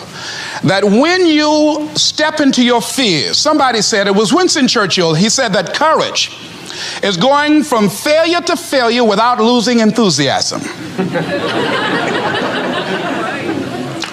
When you step into your fears and continue to push yourself to go on, something happens for you. It will enable you to transcend yourself. I went to the next door. You like to buy a nice working television? No! Bam! Went to the next one. No! Bam! After a while, I no longer took it personal.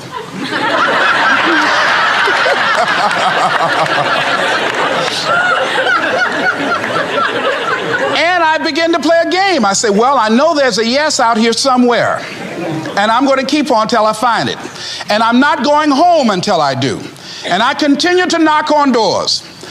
And then somebody eventually would say yes. And I said, are you sure? And I would go in there and I would get the sale.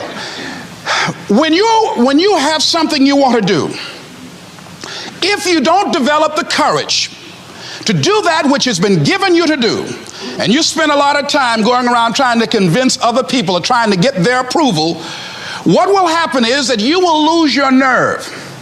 And other people will convince you that what you're doing doesn't have any value, and you'll give up on your dream. It's an interesting thing about life, I've also found, that if you don't have the courage to act, sometimes, and particularly, if you have something special to do, life will move on you. If it were not for life, I would still be a disc jockey.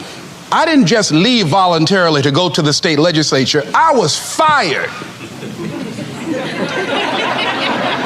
I was working on a job, and I came home one day. I was married at the time, and I told my former wife, I said, that guy Bert I work for is stupid. She said, if he's so stupid, why does he sign you a paycheck? Now, you see why I divorced her, right? I couldn't stand her.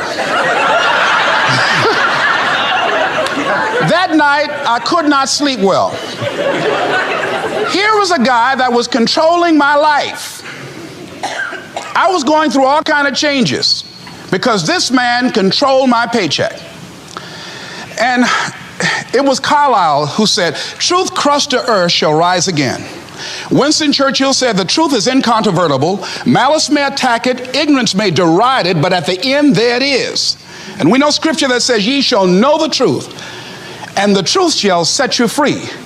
And the truth that I had to come to grips with, that I wasn't in charge of my destiny. The truth was that I wasn't giving all that I had.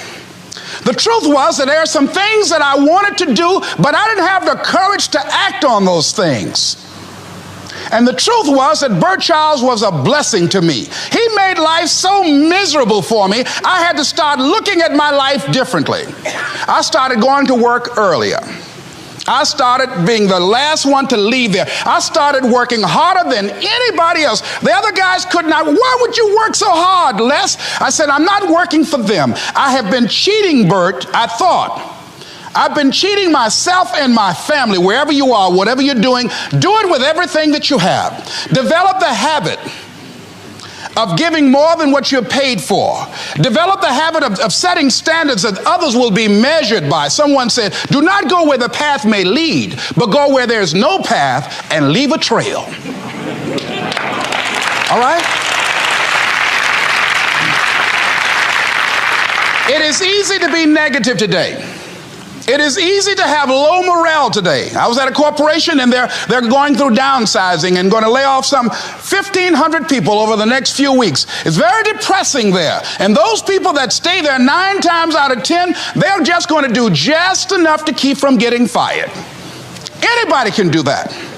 But if you can begin to harness yourself and say that where I am, I'm going to do the best I can with what I got, because that is an expression of who I am.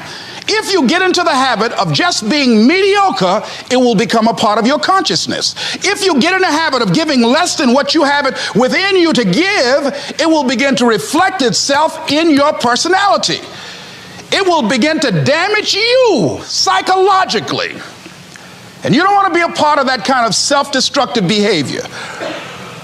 And so you want to set some high standards for yourself. The next thing, part of what feeds that hunger, you've got to develop a sense of urgency. Aurelia said, stop living your life like you have 1,000 years to live.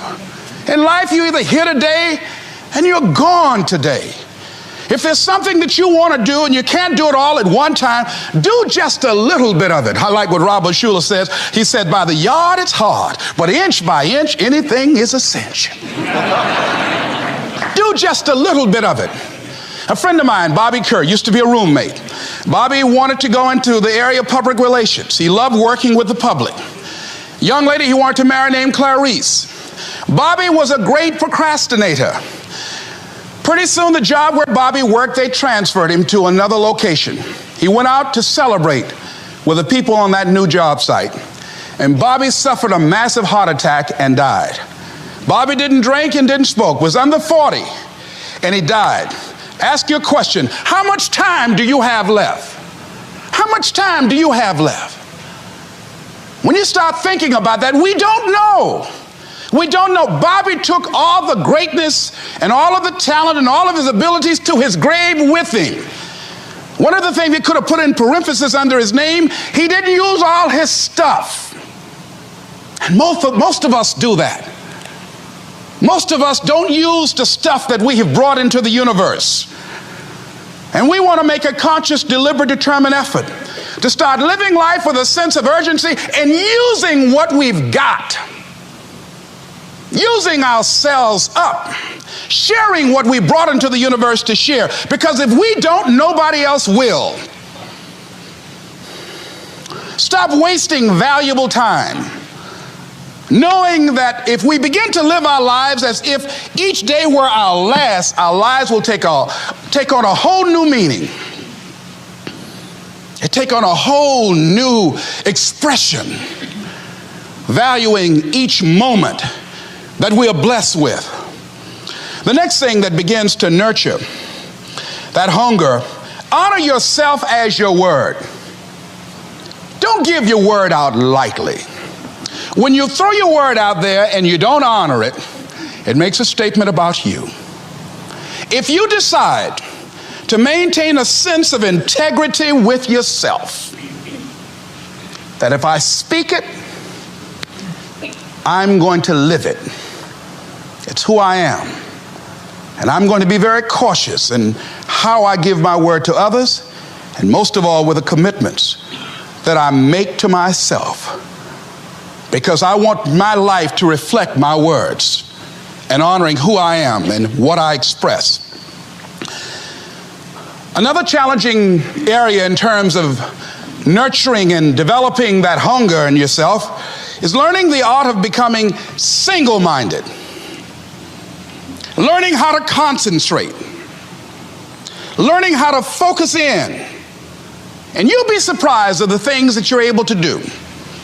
When you learn how to block things out, when you learn how to keep thine eyes single, you'll be surprised at the ideas that will come to you, of the people that you'll be able to attract, of the opportunities that you'll be able to see. You'll begin to see things that have been staring there, looking you in the face, say, I can't believe this has been here all this time. Here's a habit that I do. Maybe it might be of some value to you. I get up in the morning and I start writing what great ideas that I can think of today that can improve me and that will enable me to reach my goal. And I just let my mind flow. Sometimes I write 15, 20 ideas. Some days it's more difficult than others. One idea can change your life. One idea can turn your life around. Deciding that you're going to focus to develop your skills. The guy was the new owner of a baseball team that was in the basement of the league when he took it over. He went to the pitcher and he said, what is your best throw? He said, well, I got a good curveball and I've got a good fastball. And he went on talking about his different throws. He said, but tell me this, what is your best throw? He thought for a moment. He said, I've got a good fastball. He said, that's all I want you to work on. Nothing else. Just develop your fastball. The next year, they went to the World Series. Most people don't know where their fastball is. Most people go through life never discovering what their talents are. Most people never develop their talents. They have skills and abilities, but if you don't nurture them, if you don't develop them, they will never serve you. Your gifts can take you many places if you develop your gifts. Most of us don't like to do those things that come easy to us. I've always loved to talk to people. I decided, taking this advice, to develop my skills as a speaker. And my gift has developed and it's taken me many places. You have something that you brought to the universe, and that if you decide that my life deserves my developing, this is what I do well, and becoming the best at it and mastering myself and seeing what I have within me. If you decide to drop your buckets where you are and develop your gifts, I grant you, you'll never ever be without. I grant you that your gifts will take you places that will literally amaze you. I grant you that if you begin to work to develop your gifts, you'll develop a strong sense of happiness. You'll get a larger vision of yourself, because part of beginning to get a larger vision of yourself, all of us need some area of our lives where we can have a feeling of competence. That people know when they think about this area, that's something you do. That you eat and sleep that. And that you do that. You do that. And people know it. And you know it. And you know that you know this. If you don't know anything else, you know this. Can you tell I know what I'm doing? Oh, hello. You know this. So you've got to work on it. When other folk are having a good time, you've got to have the strength of character to concentrate, to read, to digest information. If you decide in any particular area that you're concerned about, to make a conscious, deliberate, determined effort to read one book a month in that area, in 5 years, you'll be among the top 5% experts in the world. I read a minimum of 2 books a week. The average American reads only 1 book a year. If you decide that area that you love, that you are going to master that particular area, in this era of accelerated change, overwhelming complexity, and tremendous competition, as you begin to develop and expand your skills and your talents and your vision of yourself, you will always be in control of your destiny. How many of you ever decided not to do something based upon an assumption? Raise your hands, please. And so that's why it's important for us to be strategic and experiential, and being able to tell the story to distract them from their current story, distract, dispute, break down the limited belief system, and inspire them to say yes to a new opportunity in their lives. And so as a result, I didn't do what I'm doing now, because I had such a tremendous inferiority complex because of my lack of college education. I stopped myself. There's an African proverb that says there's no enemy within, the enemy outside can do us no harm. And so as you look at yourself, as you look at your goals, look at your dreams, it's very important that you take time every day and write this down to retrain your thinking. You got to retrain your thinking. Because how we live our lives is a result of the story that we bought into. I had to retrain my thinking because of what I saw. Studies indicating that the decisions we make in life is directly related to the things that we saw, the things that we experienced, the conversations we've been exposed to between age 0 and 5. And so as a result of that, my experience, I had to begin to engage in a process of retraining my mindset. And I didn't even know what I was doing. But this man, Mr. Swiderski, I'll never forget. Leslie, come in here. Yes, sir. Look at my shoes. You can shine them better than this. I do apologize, sir. I'll do a better job. And his wife said, please don't yell at him like that. That's not nice. He's just a kid. He's only 10 years old. He should do a better job than that. He can. I said, it's okay, Mrs. Swiderski. And he should have yelled at me. He was a very rude, arrogant guy, but he was a kind guy too. What I loved about him, every day he had a routine. It was his time in the morning he spent working on his mind. And I wanted to be in the office as he was shining his shoes, listening to Earl Nightingale. All of us are self-made, but only the successful will admit it. Listening to Dr. Dennis Waitley, people form habits and habits create futures. Listening to Zig Ziglar, if you give enough people what they want, they will give you what you want. Listening to Jim Rohn, when the end comes for you, let it find you conquering a new mountain, not sliding down an old one. Listening and reading the words of Winston Churchill, the truth is incontrovertible. Malice may attack it, ignorance may deride it, but at the end, there it is. Reading from my favorite book, Be Not Conformed to This World, Be Transformed by the Renewing of Your Mind. Listening to these words help to create a different vision for myself. Some of you are already doing it right now. I'm saying this is a time more than ever that you want to begin to inoculate yourself with positive words, coming to conventions, showing up on meetings, being on the calls, to make yourself unstoppable, to get out of your mind the polluting negative thoughts that's causing most people to go through life being stuck because they're volunteer victims. Somebody said that many people die at age 25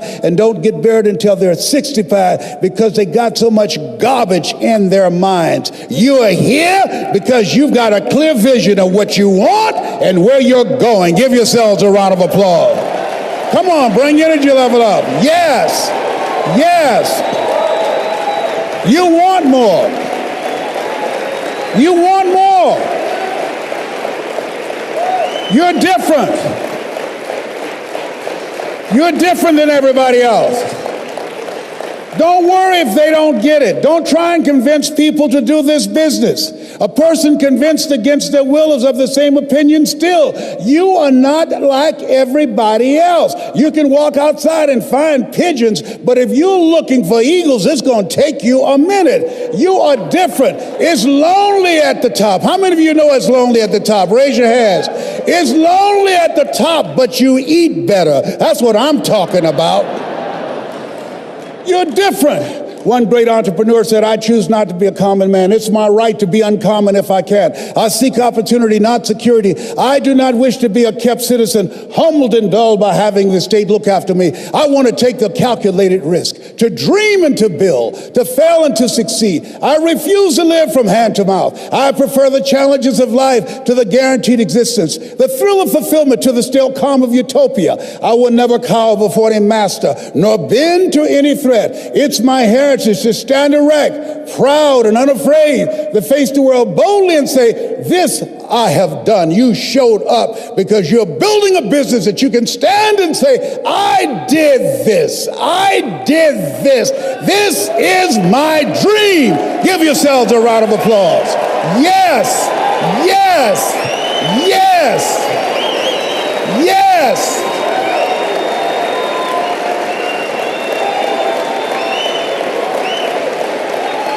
Yes.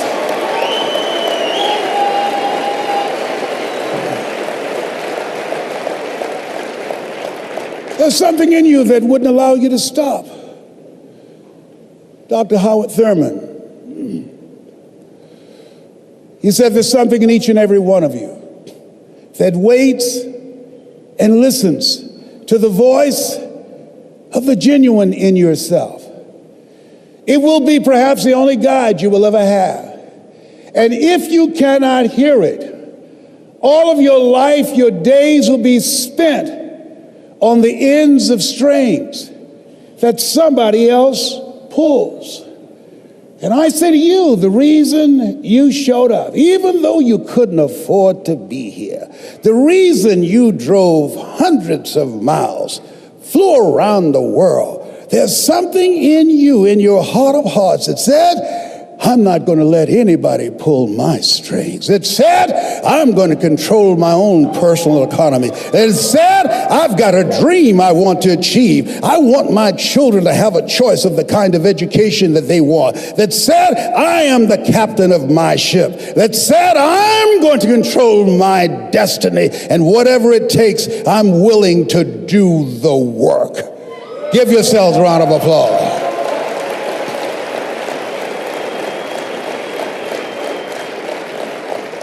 "1961, President John F. Kennedy had a decision to make.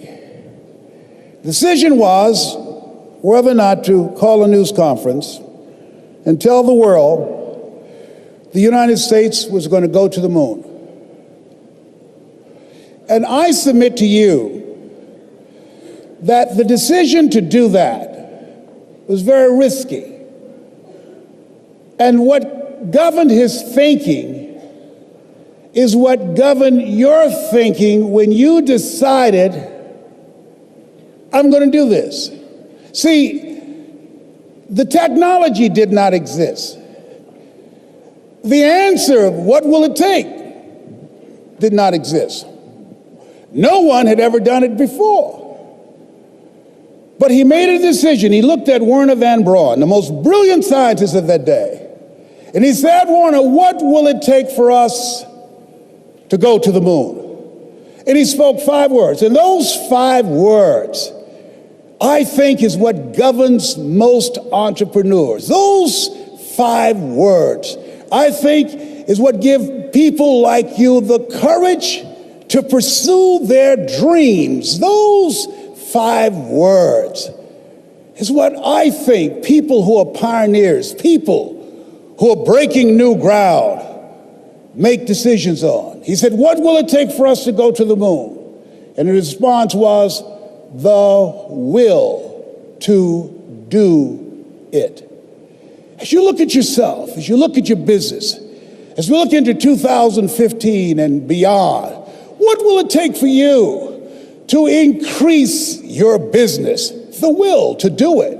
What will it take for you to become more powerful in your presentation skills and be able to increase the number of people, to quadruple your business? The will to do it. What will it take for you when others are quitting because of the rejections, when others are stopping because they just become so discouraged and they have creditors breathing down their neck and they have family members and friends telling them they're a fool? What is it that will allow you to have the mental resiliency to keep on keeping on, to keep your commitment to your commitment? The will to do it. Every time I say it and ask you a question, I want you to say the will to do it. What will it take for you to build your business? What will it take for you to increase your recruiting? What will it take for you to bring out the greatness in you and to make your mark? What will it take for you to become a high achiever and to bring out the billionaire in you?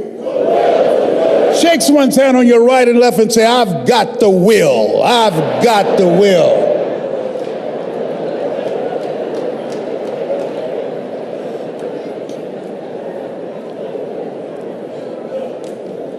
Mr. Washington, this man who taught me, he said, Mr. Brown, you want to make it in life? He said, number 1, develop your mind. You don't get in life what you want, you get in life what you are. Number 2, develop your communication skills. Once you open your mouth, you tell the world who you are.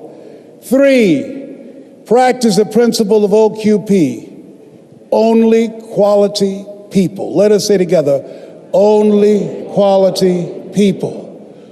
As you think about your goals and dreams, this is not for everybody.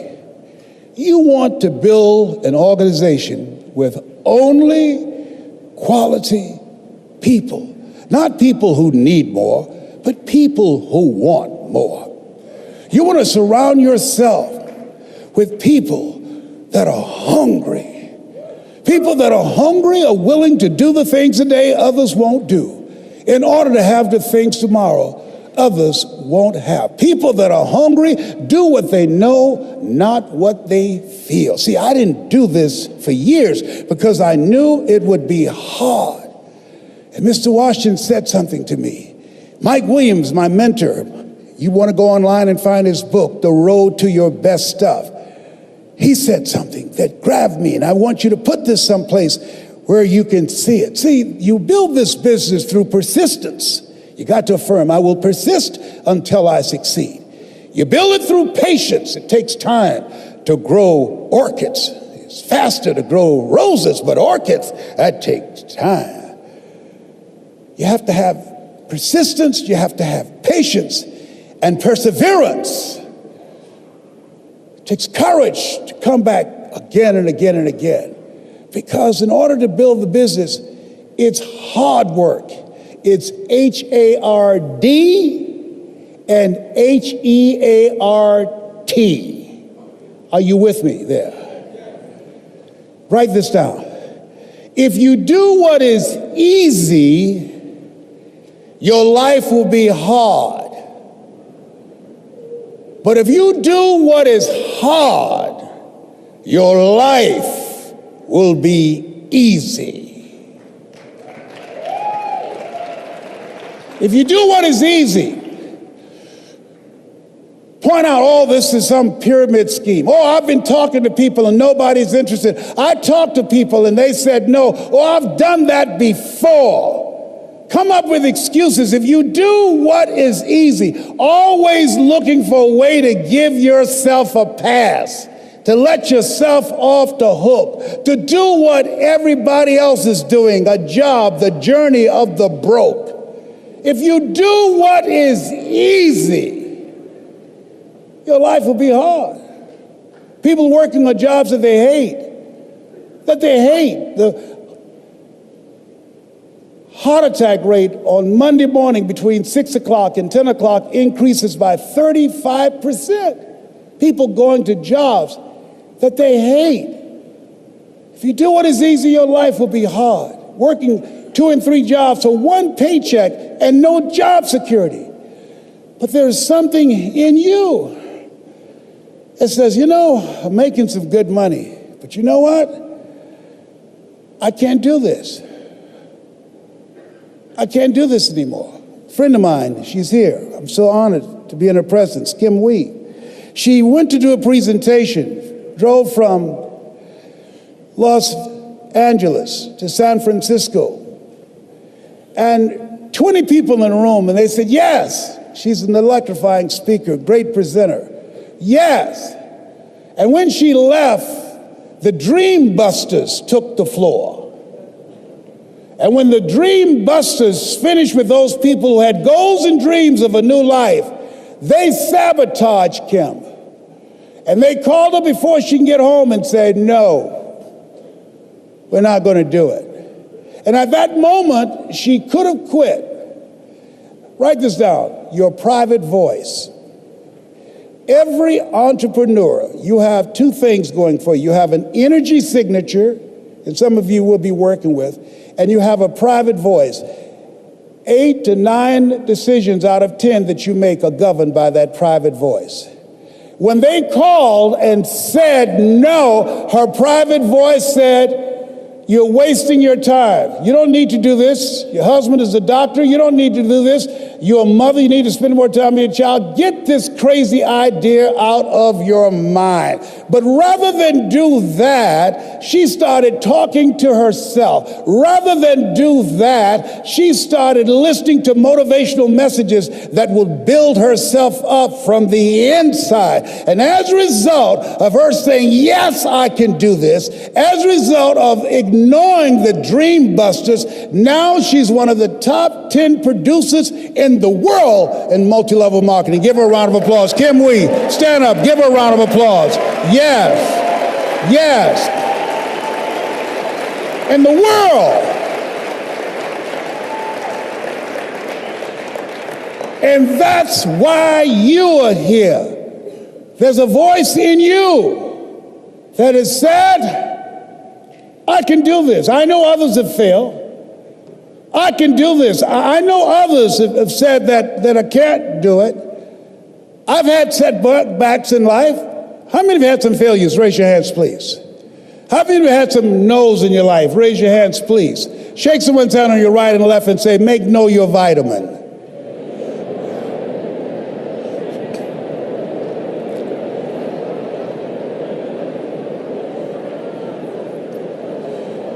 Ladies and gentlemen, if you want to make it in life, you got to know your vitamin. You've got to know every no brings you a step closer to a yes. Anybody can stop because someone said no.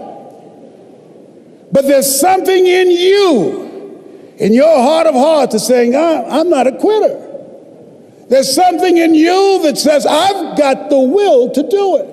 There's something in you that says, I'm going to find a way. Mr. Brown, what do you want to do with your life, young man? Sir, I'd like to become a disc jockey. Why? Sir, because I want to buy my mother a home. He said, great. Listen to Paul Harvey. Here are my car keys. Go in the car, 12 noon. He comes on every day. Why? Because if you want to be successful, study the people that are doing what you want to do. He's the best in the world when it comes to communication. I suggest to you, as you look at what you want to achieve, look at the top achievers. Understand and know they are only an example. They are not an exception. They're an example of what you can do, because success leaves clues. Follow the system, watch the leaders, and study them. I did that. And he said, Mr. Brown, detoxify your life. Let all the negative people in your life go. Can I change them? No. It's a full-time job changing yourself. He's right. He's right. You can't change people. It's hard changing yourself. And there's some people so negative they can walk into a dark room and begin to develop.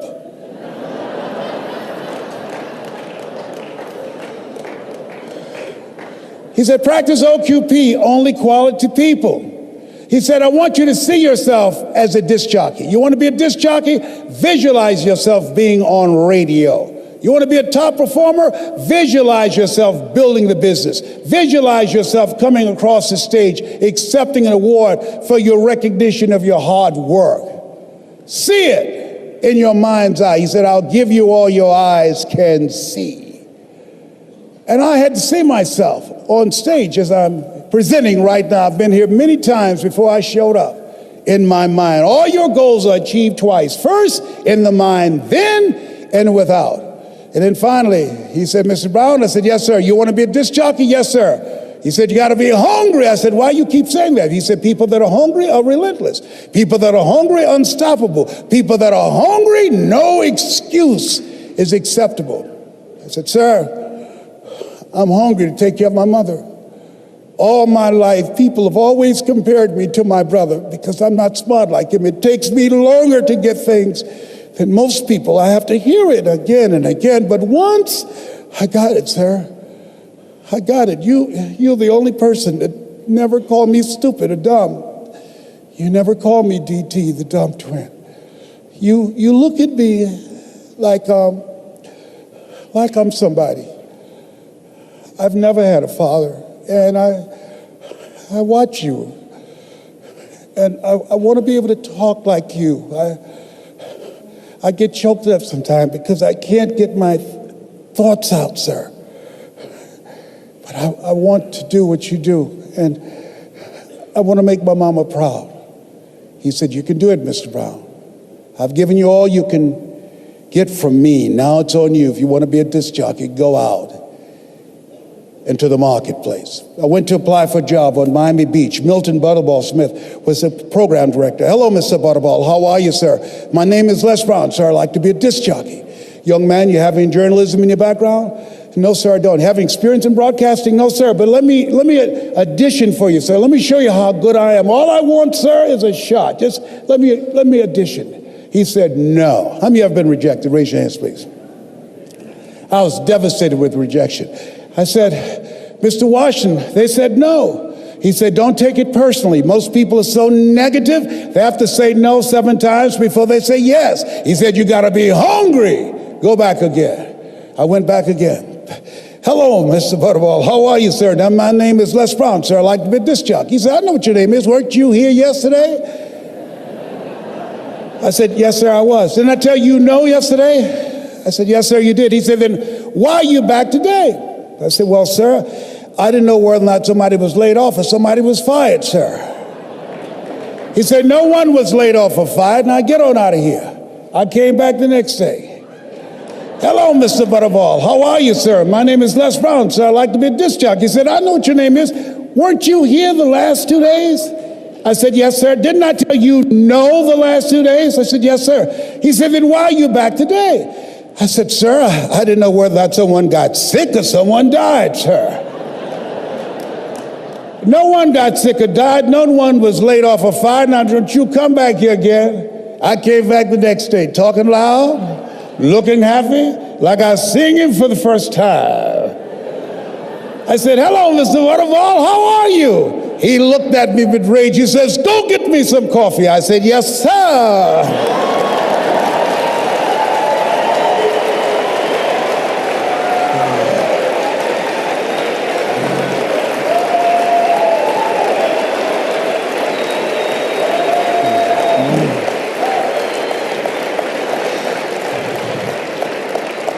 As you think about your goals and dreams, you've got to know your vitamin. I became the errand boy for the disc jockeys.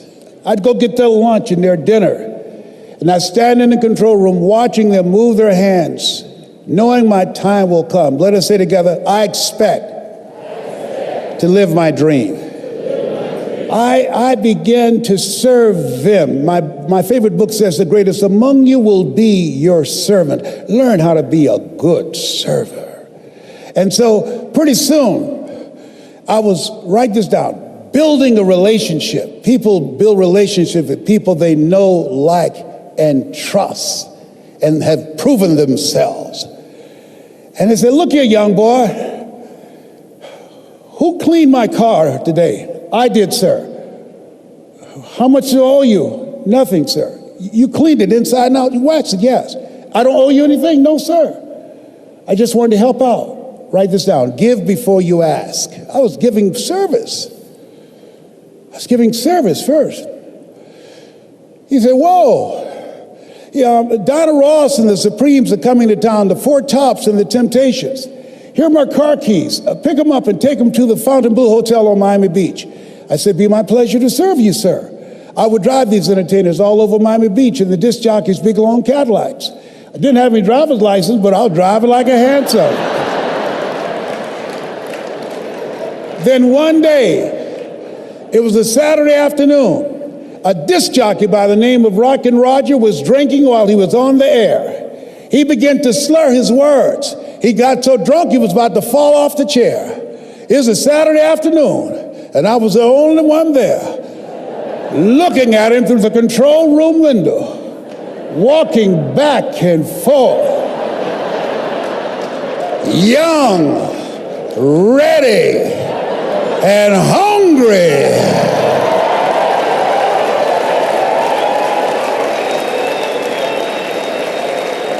I was saying, drink, rock, drink.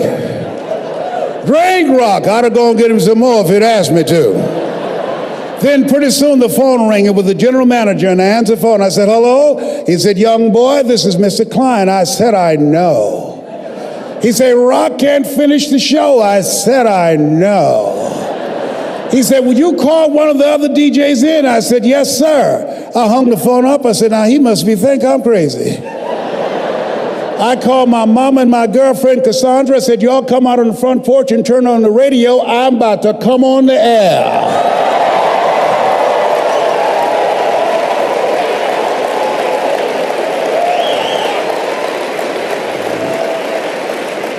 I waited for about 20 minutes, and I called him back and said, Mr. Klein, I can't find nobody.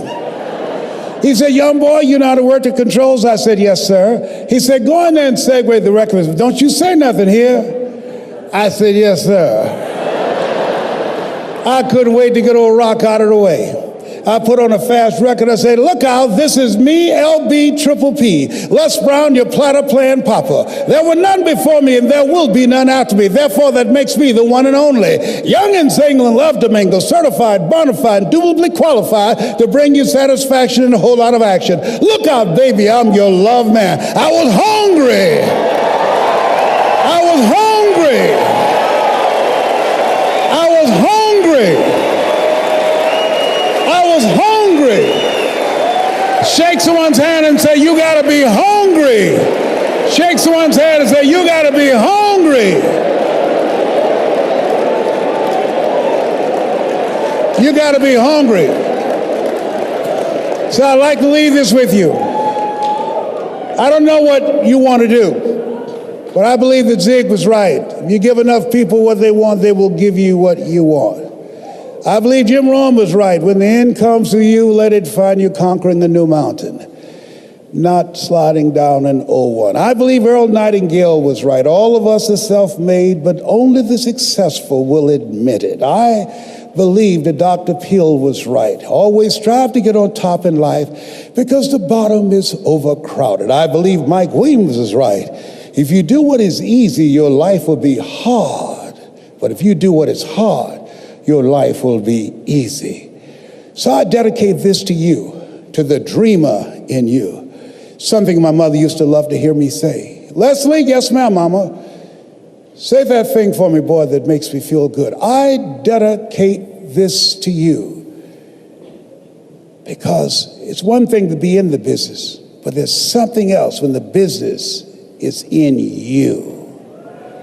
You're here because it's in you. It's in your heart.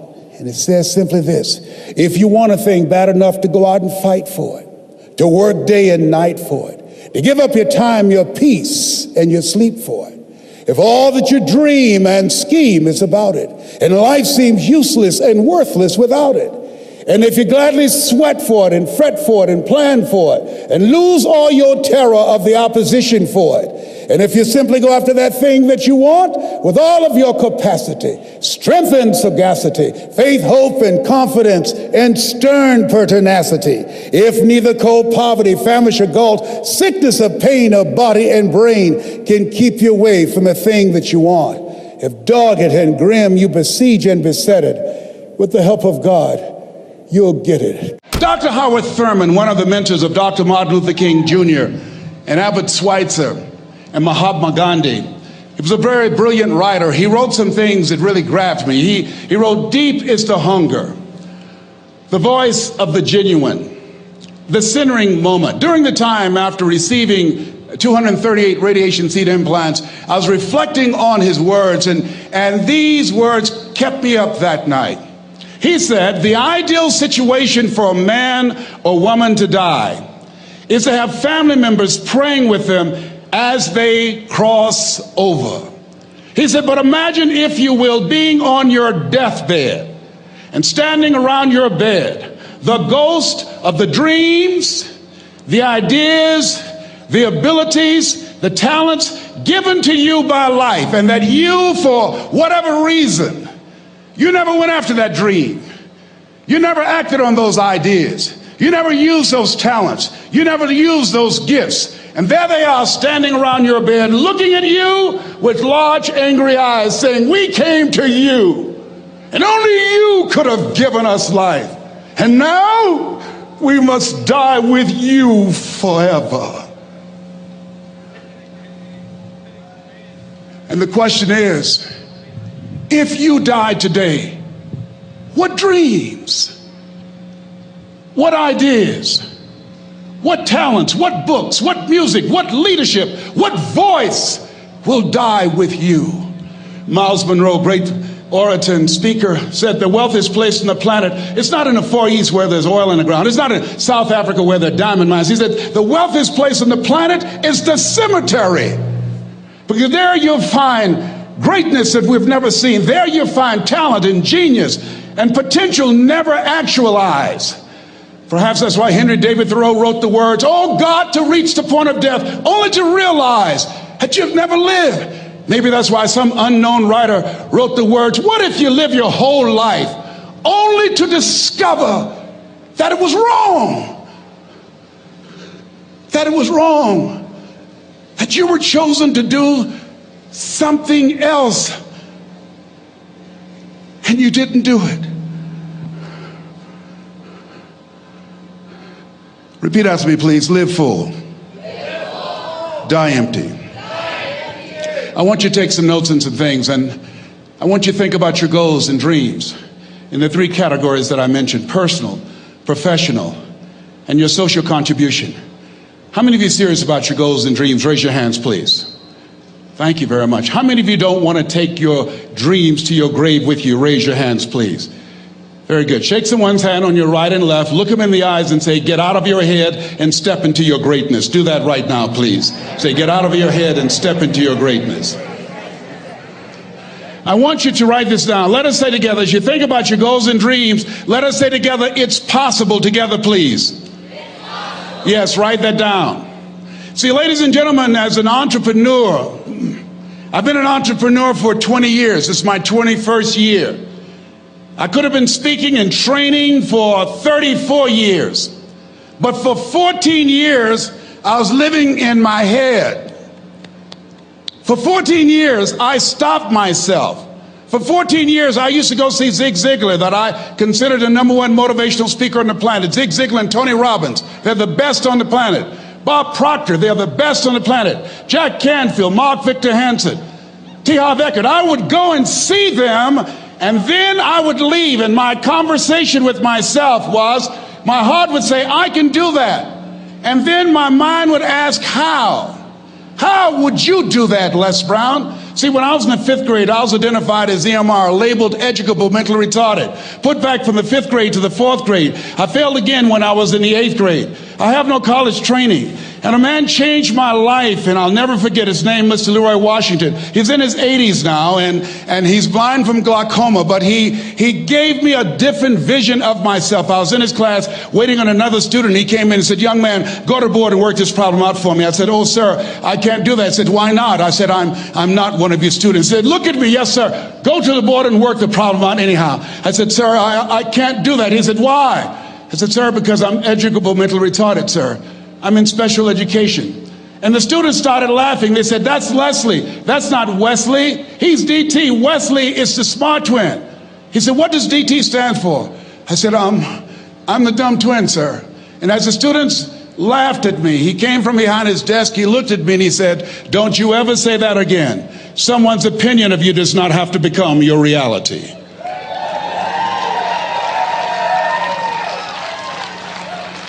On one hand, I was humiliated, but on the other hand, I was liberated, because he looked at me with the eyes of Goethe, who said, look at a man the way that he is, he only becomes worse. But look at him as if he were what he could be, then he becomes what he should be. And so we developed a relationship. And one of the things that I can just tell you as you think about your goals and dreams, all of us can say in a spirit of integrity that it's possible. That if anybody at any point in time lived their dream, then it's possible that I can live mine. And what I did was, I made a mistake. I looked at my goals and dreams, and my mind said, how will you do that? I went from my heart to my mind, and I stayed up there for 14 years. 14 years. I can't bring those 14 years back. Those years are gone. And I've made a mission in my life to help people to stop putting it off and procrastinating. How many ever thought about something you wanted to do and you procrastinated, you talked yourself out of it? Raise your hand, please. There's a proverb that says, if there's no enemy within, the enemy outside can do us no harm. And so, as you look at your goals and dreams, every day we must convince ourselves, we must sell ourselves on that it's possible. Every seminar, every workshop, every book that I've ever read, every speaker that I've ever heard, it interrupted what I was believing about myself. Everything that you do, everything matters. As you go through each day, I know now as I look back at age 63, looking at my life, everything matters. T. Harv is right. How you do anything is how you do everything. And I realized that the choices I was making was based upon how I saw myself. Let us say together, it's necessary. Write that down. It's necessary as you look at your goals and your dreams, it's necessary that you have a strategy and a game plan to change the story that you believe about yourself. And that's an ongoing process. I've discovered, and many people have, that what we do, what we accomplish, what we produce is a result of the story we believe about ourselves. My favorite book says, be ye not conformed to this world, be ye transformed by the renewing of your mind. And so as I began to work on myself, I realized that I'm getting out of one story and stepping into another story. As I become aware of some things, there's still some things I'm not aware of. So I'm still growing, I'm still developing. I'm like the lady who said, Lord, I ain't what I want to be, ain't what I'm going to be, but thank God I sure ain't what I was.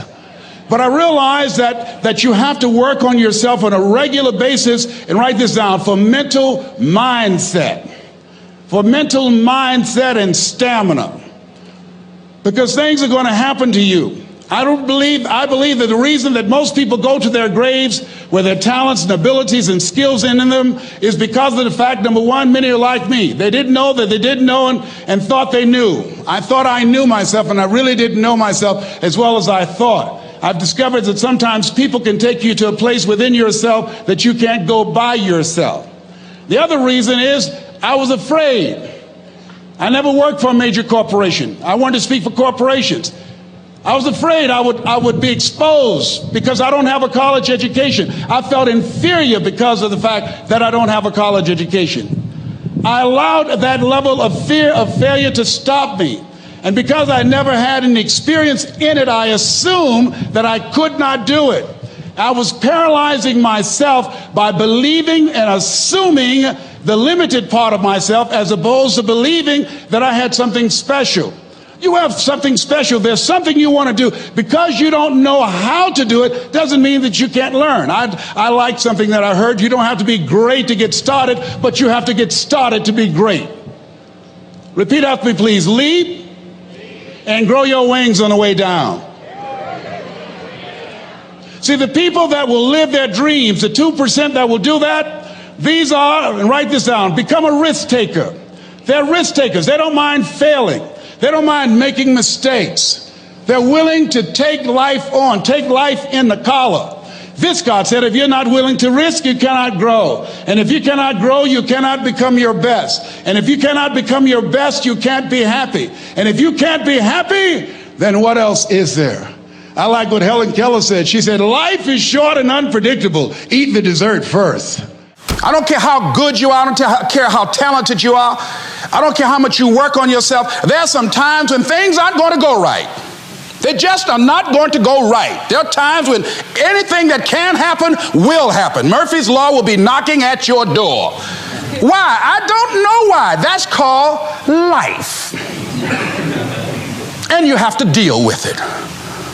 Sometimes your life will be in a slump, just like sports.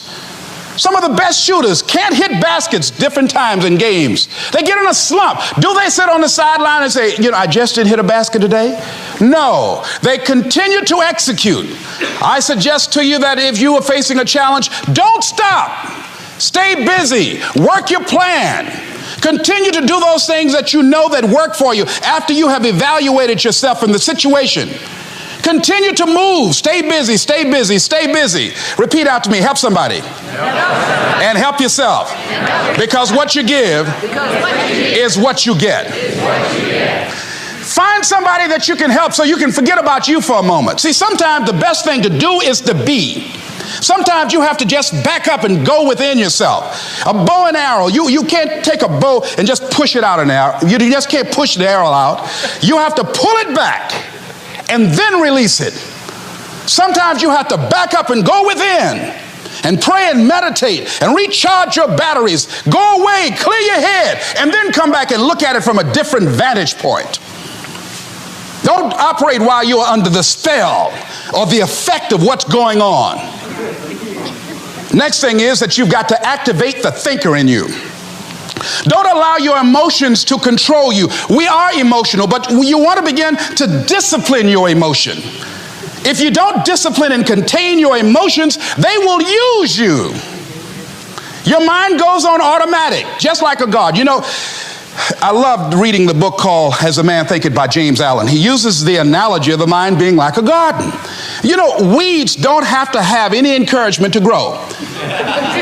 You don't have to water them. They don't have to get sunshine. They don't have to have fertile ground. They will grow through the cracks of a sidewalk. Am I right? But if you want to grow orchids or roses or any kind of exotic flowers, there are special processes and procedures you must go through. Well, by the same token, you don't have to force yourself or motivate yourself to think negatively, to be depressed, to hate somebody, to want revenge, to want to get back at somebody, to beat yourself up over the head, to feel loaded with guilt. You don't have to make any effort to do that. Your mind is on automatic. It will do that by itself.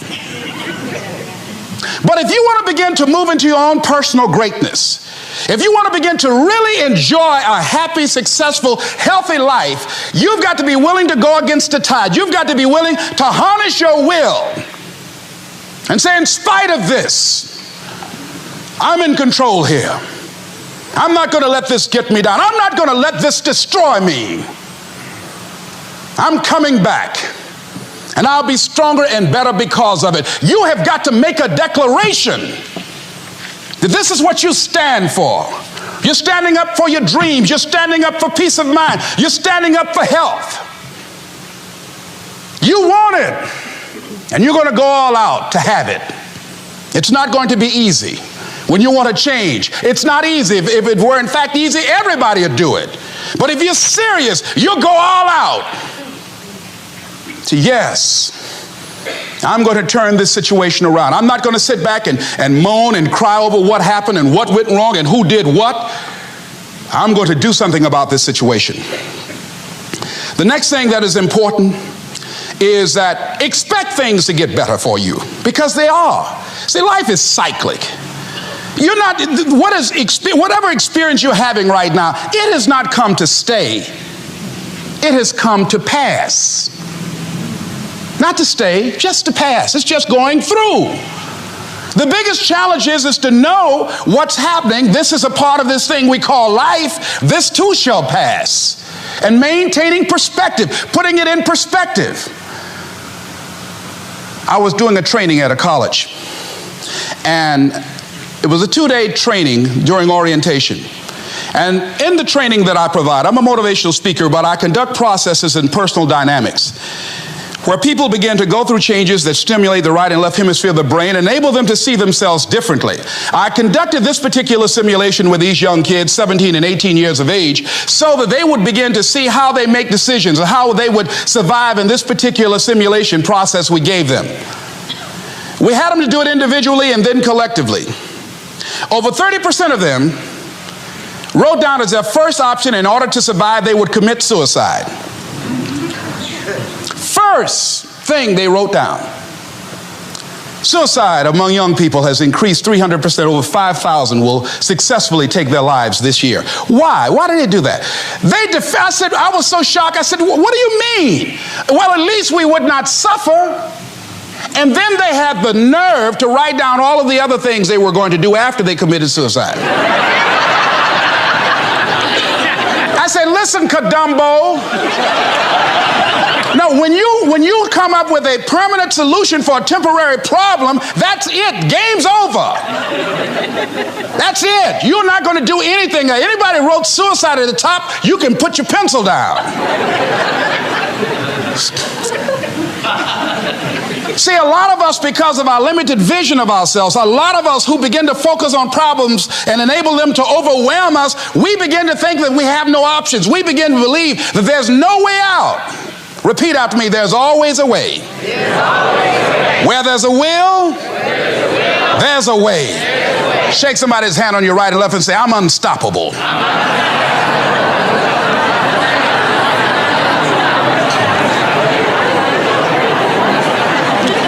You've got to make those kind of declarations to yourself. I'm unstoppable. This will not get me down.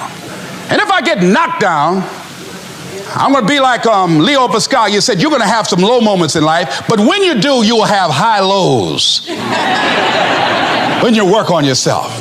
What are some of those things that you can do during this period of time? Go for walks. Do some things for you. Just go for a stroll so you can engage in some reflective thinking on life, on yourself, looking and enjoying the universe, smelling the roses along the way. Listen to upbeat music, music that inspires you. I have oldie but goodies. I have strategies that I engage in to recharge my batteries. I'm preparing for that because I know things are going to happen that I cannot anticipate. A very good friend of mine died the other day. I had a program for myself. I have books that I read that inspire me, tapes that I listen to that fire me up. Because you're going to have sometimes low moments when you won't want to get out of bed. You just want to stay there. At times you won't want to come out the house.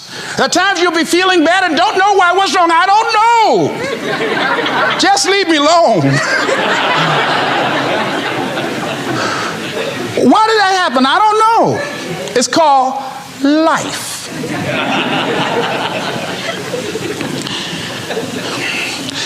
The other thing is take full responsibility for your life.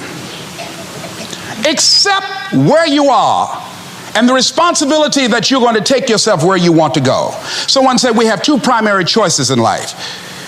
We can either accept conditions as they exist, or we can take the responsibility to change them.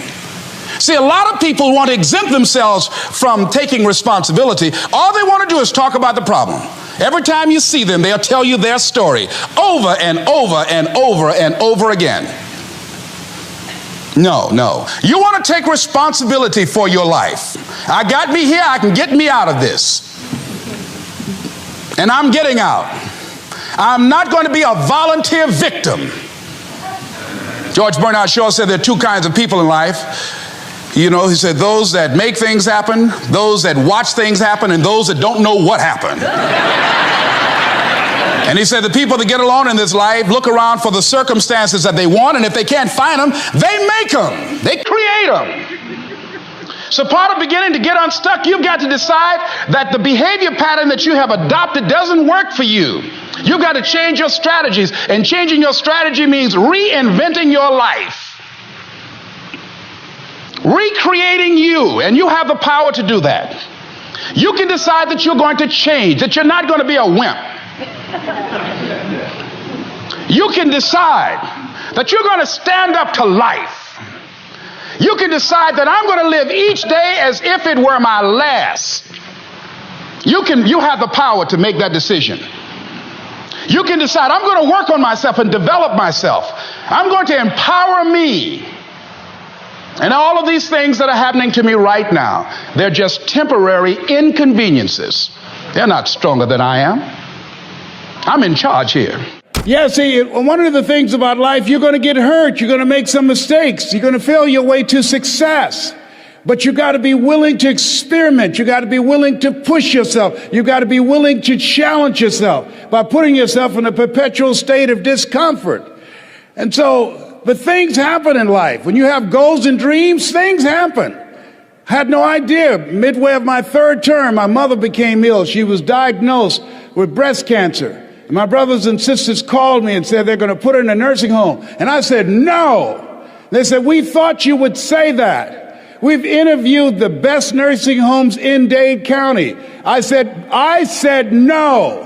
So I had a problem. How can one woman raise 7 children who couldn't take care of themselves, but 7 grown people couldn't take care of one woman? I had a problem with that.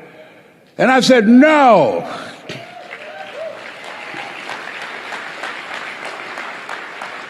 So I resigned from the Ohio legislature and I came back to Miami to take care of Mama. And took care of her until 89. And there are things, as you have your goals, things are going to happen to you that you can't anticipate. Some of you are in the eye of the storm now. Things are going to happen. And don't say, well, why does this have to happen to me? Why not you? Who would you suggest? You want to give us some names or email addresses? That's really what I said the second time I got cancer. They had told me the cancer had metastasized to 7 areas of my body. I started laughing. He said, why are you laughing? Are you in denial? I said, no, I feel like Mother Teresa. He said, what do you mean? She said, Lord, I know you know how much I can bear. I just wish you didn't have so much confidence in me.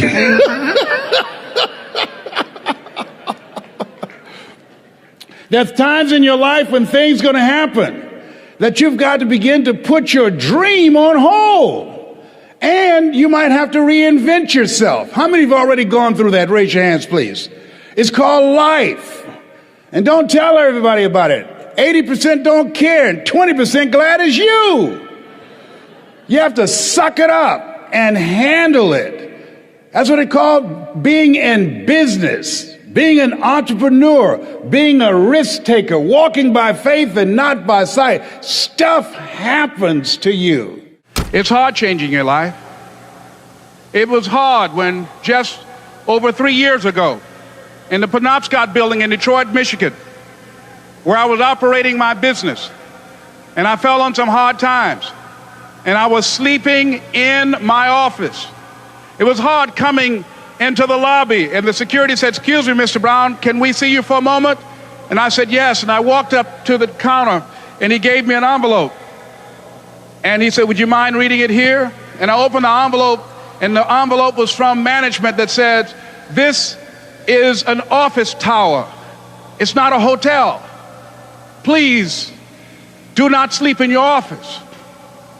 And I said, excuse me, sir. I said, I just work long hours in creating my business. I'm an entrepreneur. And right now, things are bad for me. But they're not going to be this way always. And I just asked for the opportunity to continue to operate like I'm doing. I'm not trying to make this my home. And it was hard coming through the lobby. And sometimes they would laugh. There's a guy talking about becoming successful. And look at him. He's bathing in the bathroom upstairs on the 21st floor. He sleeps on the floor. Him and two other dreamers up there. Look at him. It was hard, ladies and gentlemen, coming to speak to people. And I was facing financial difficulties in my own life. I was behind on my bills and my dreams, and I'm saying to them, you can live your dream. It was hard, ladies and gentlemen. It was very difficult to pick myself up each day believing that I could do it. There were times that I doubted myself. I said, God, why is this happening to me? I'm just trying to take care of my children and my mother. I'm not trying to steal or rob from anybody. Why did this have to happen to me? It was very hard. And here's what I want to say to you. For those of you that have experienced some hardships, don't give up on your dream.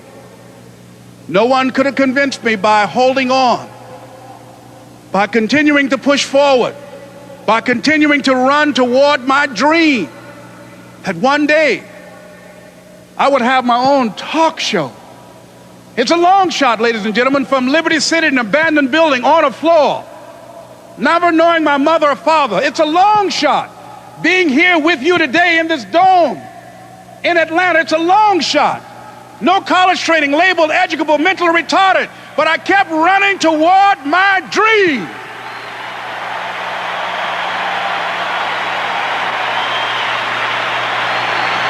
Don't stop.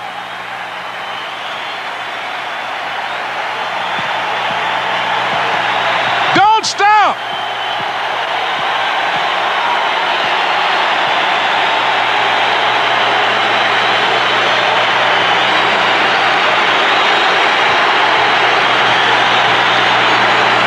Don't stop running toward your dream.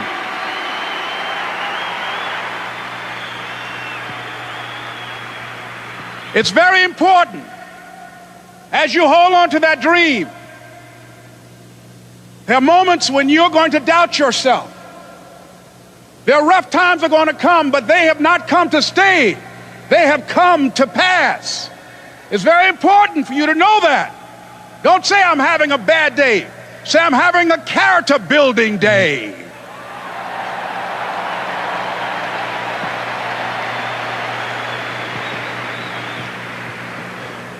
It's very important for you to believe that you are the one to make this happen. I remember this high school teacher, Mr. Leroy Washington, at the end of school one June, it was just a few days before we were supposed to leave, and I just got my report card, and it indicated that I'd failed history, and I'd failed English, and I would have to go to summer school.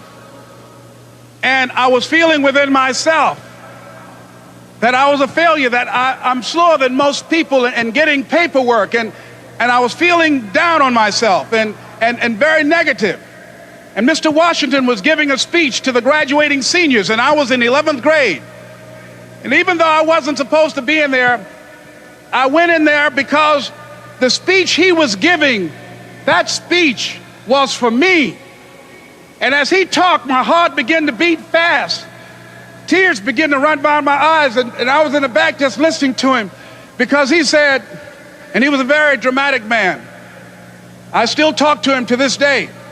He said, as graduating seniors of Booker T. Washington High School, I want you to know that you're blessed and highly favored, and that as you go toward the future, begin to know that you have greatness within you. And if just one of you here begin to envision yourselves as being blessed and highly favored to reach your goals, if just one of you capture the essence of what that means, that you have greatness within you and a responsibility to manifest that greatness, that you can make your parents proud, you can make your school proud, you can touch millions of people's lives, and the world will never be the same again because you came this way. And the students gave him a rousing standing ovation. And as he left the auditorium, I ran down the steps and I caught him in the parking lot. I said, "Mr. Washington?" He said, "Yes." I said, "Do you remember me, sir?" He said, "No." I said, "My name is Leslie Brown. My mother, she works in the cafeteria here. I'm one of the twins, Leslie and Wesley." I said, "Mr. Washington, but you know, I got these big dreams. I like talking to people. I love people." I said, I want to work with people, and I got this dream of buying my mama a home. Could I do that, Mr. Washington?" He said, "It's possible, Mr. Brown." And as he walked away, I called him again. I said, "Mr. Washington?" He said, "What do you want now?" I said, "I'm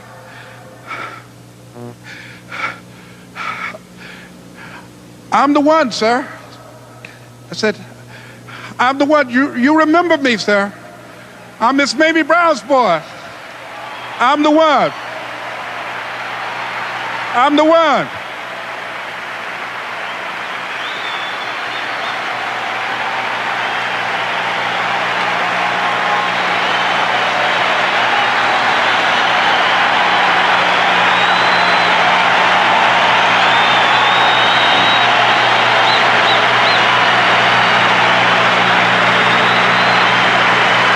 And you must feel that's why you're here, because you are the one. And I remember when PBS first played one of my specials called "You Deserve" one Sunday afternoon in Miami, Florida.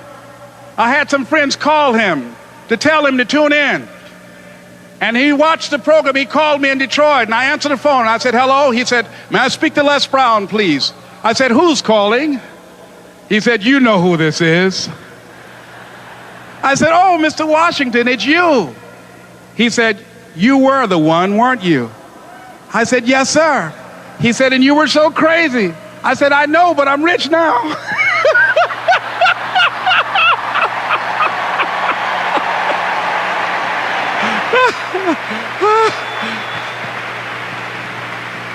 Ladies and gentlemen, it's not going to be easy. It was hard laying on the floor of the Penobscot building, looking out of the window, daydreaming, saying, "Les, can you do this? Can you make this happen?"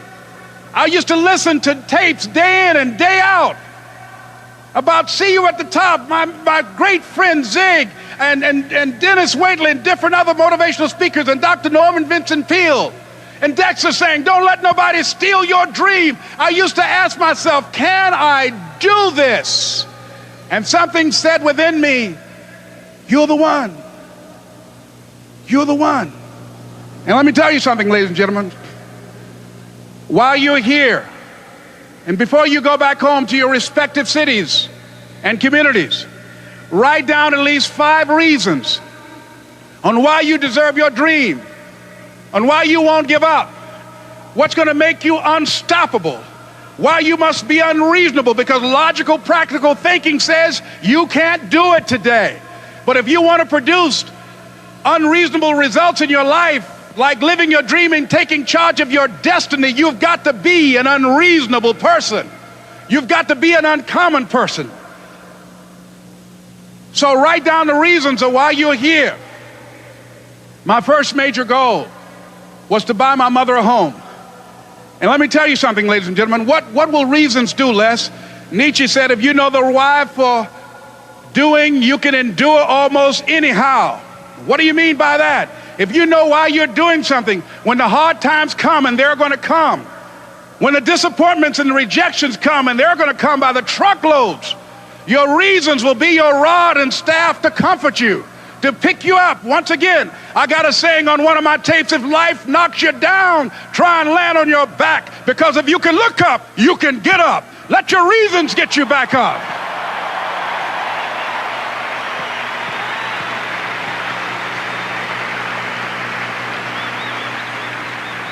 I remember when I bought the home for my mother, and she came out of the car. When I opened the door, I said, "Mom, I think I know these people in this house." That was my first major goal. And then I couldn't conceal it anymore. I said, Mom, I got this for you. And as she went from room to room, looking at the house and saying, thank you, Jesus. Thank you, Lord. No one ever could have convinced me that this could have happened to me. And she looked at me and she said, Leslie, and you caused me so much problems as a boy. You were always into stuff. She said, no one could have convinced me that day when I walked in that house and this lady was holding you and your brother. And she said, ma'am, I want you to promise me 2 things. And she said, what is it? She says, 1, promise me that you won't separate them. She said, I want them raised together. I want them to know each other. I got pregnant while my husband was away in the war, and I can't keep them. Promise me that you won't separate them. She said, I promise I won't. I've never had children. I promise I won't separate them. And she said, promise me that you'll never tell them about who I am, because if my husband ever found out, he would kill me. She said, I promise. And she said that she gave them to us, and she kind of cried, and she was walking out the door, and she looked at my adopted mother. She said, remember, don't you separate them. She said, I swear to God, I won't separate them. I'll keep them together. And she said, as I held y'all in my arms, I never had any children of my own. I didn't know how I was going to do it, but I knew with the help of God, I will do it. And ladies and gentlemen, my mother had a dream of having children and raising us. She didn't know how she's going to do it. You're going to be just like that. And some of you are already there. Well, you don't know how you're going to make this happen, but you just feel within yourself some way, somehow, with the help of God, I'm going to make it happen. Repeat after me, please. No matter how bad it is, or how bad it gets, I'm going to make it. I'm going to make it. Shake somebody's hand on your right and left and say, you got the right stuff.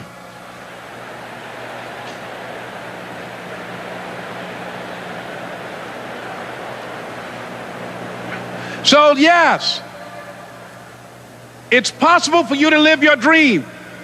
It's necessary that you associate with winners, that you work your system, that you are relentless, that you never give up. It's you. You've got to take personal responsibility. You've got to make it your personal business to make it happen. And you've got to resolve within yourself that I can do this, that it's hard, but you've got to say, I'm the one. I'm the one to make this happen. I'm the one to become successful in this business. As you work to help other people to become successful, that feeds your success. But you know it's going to be hard, but find out what will make it worth it for you.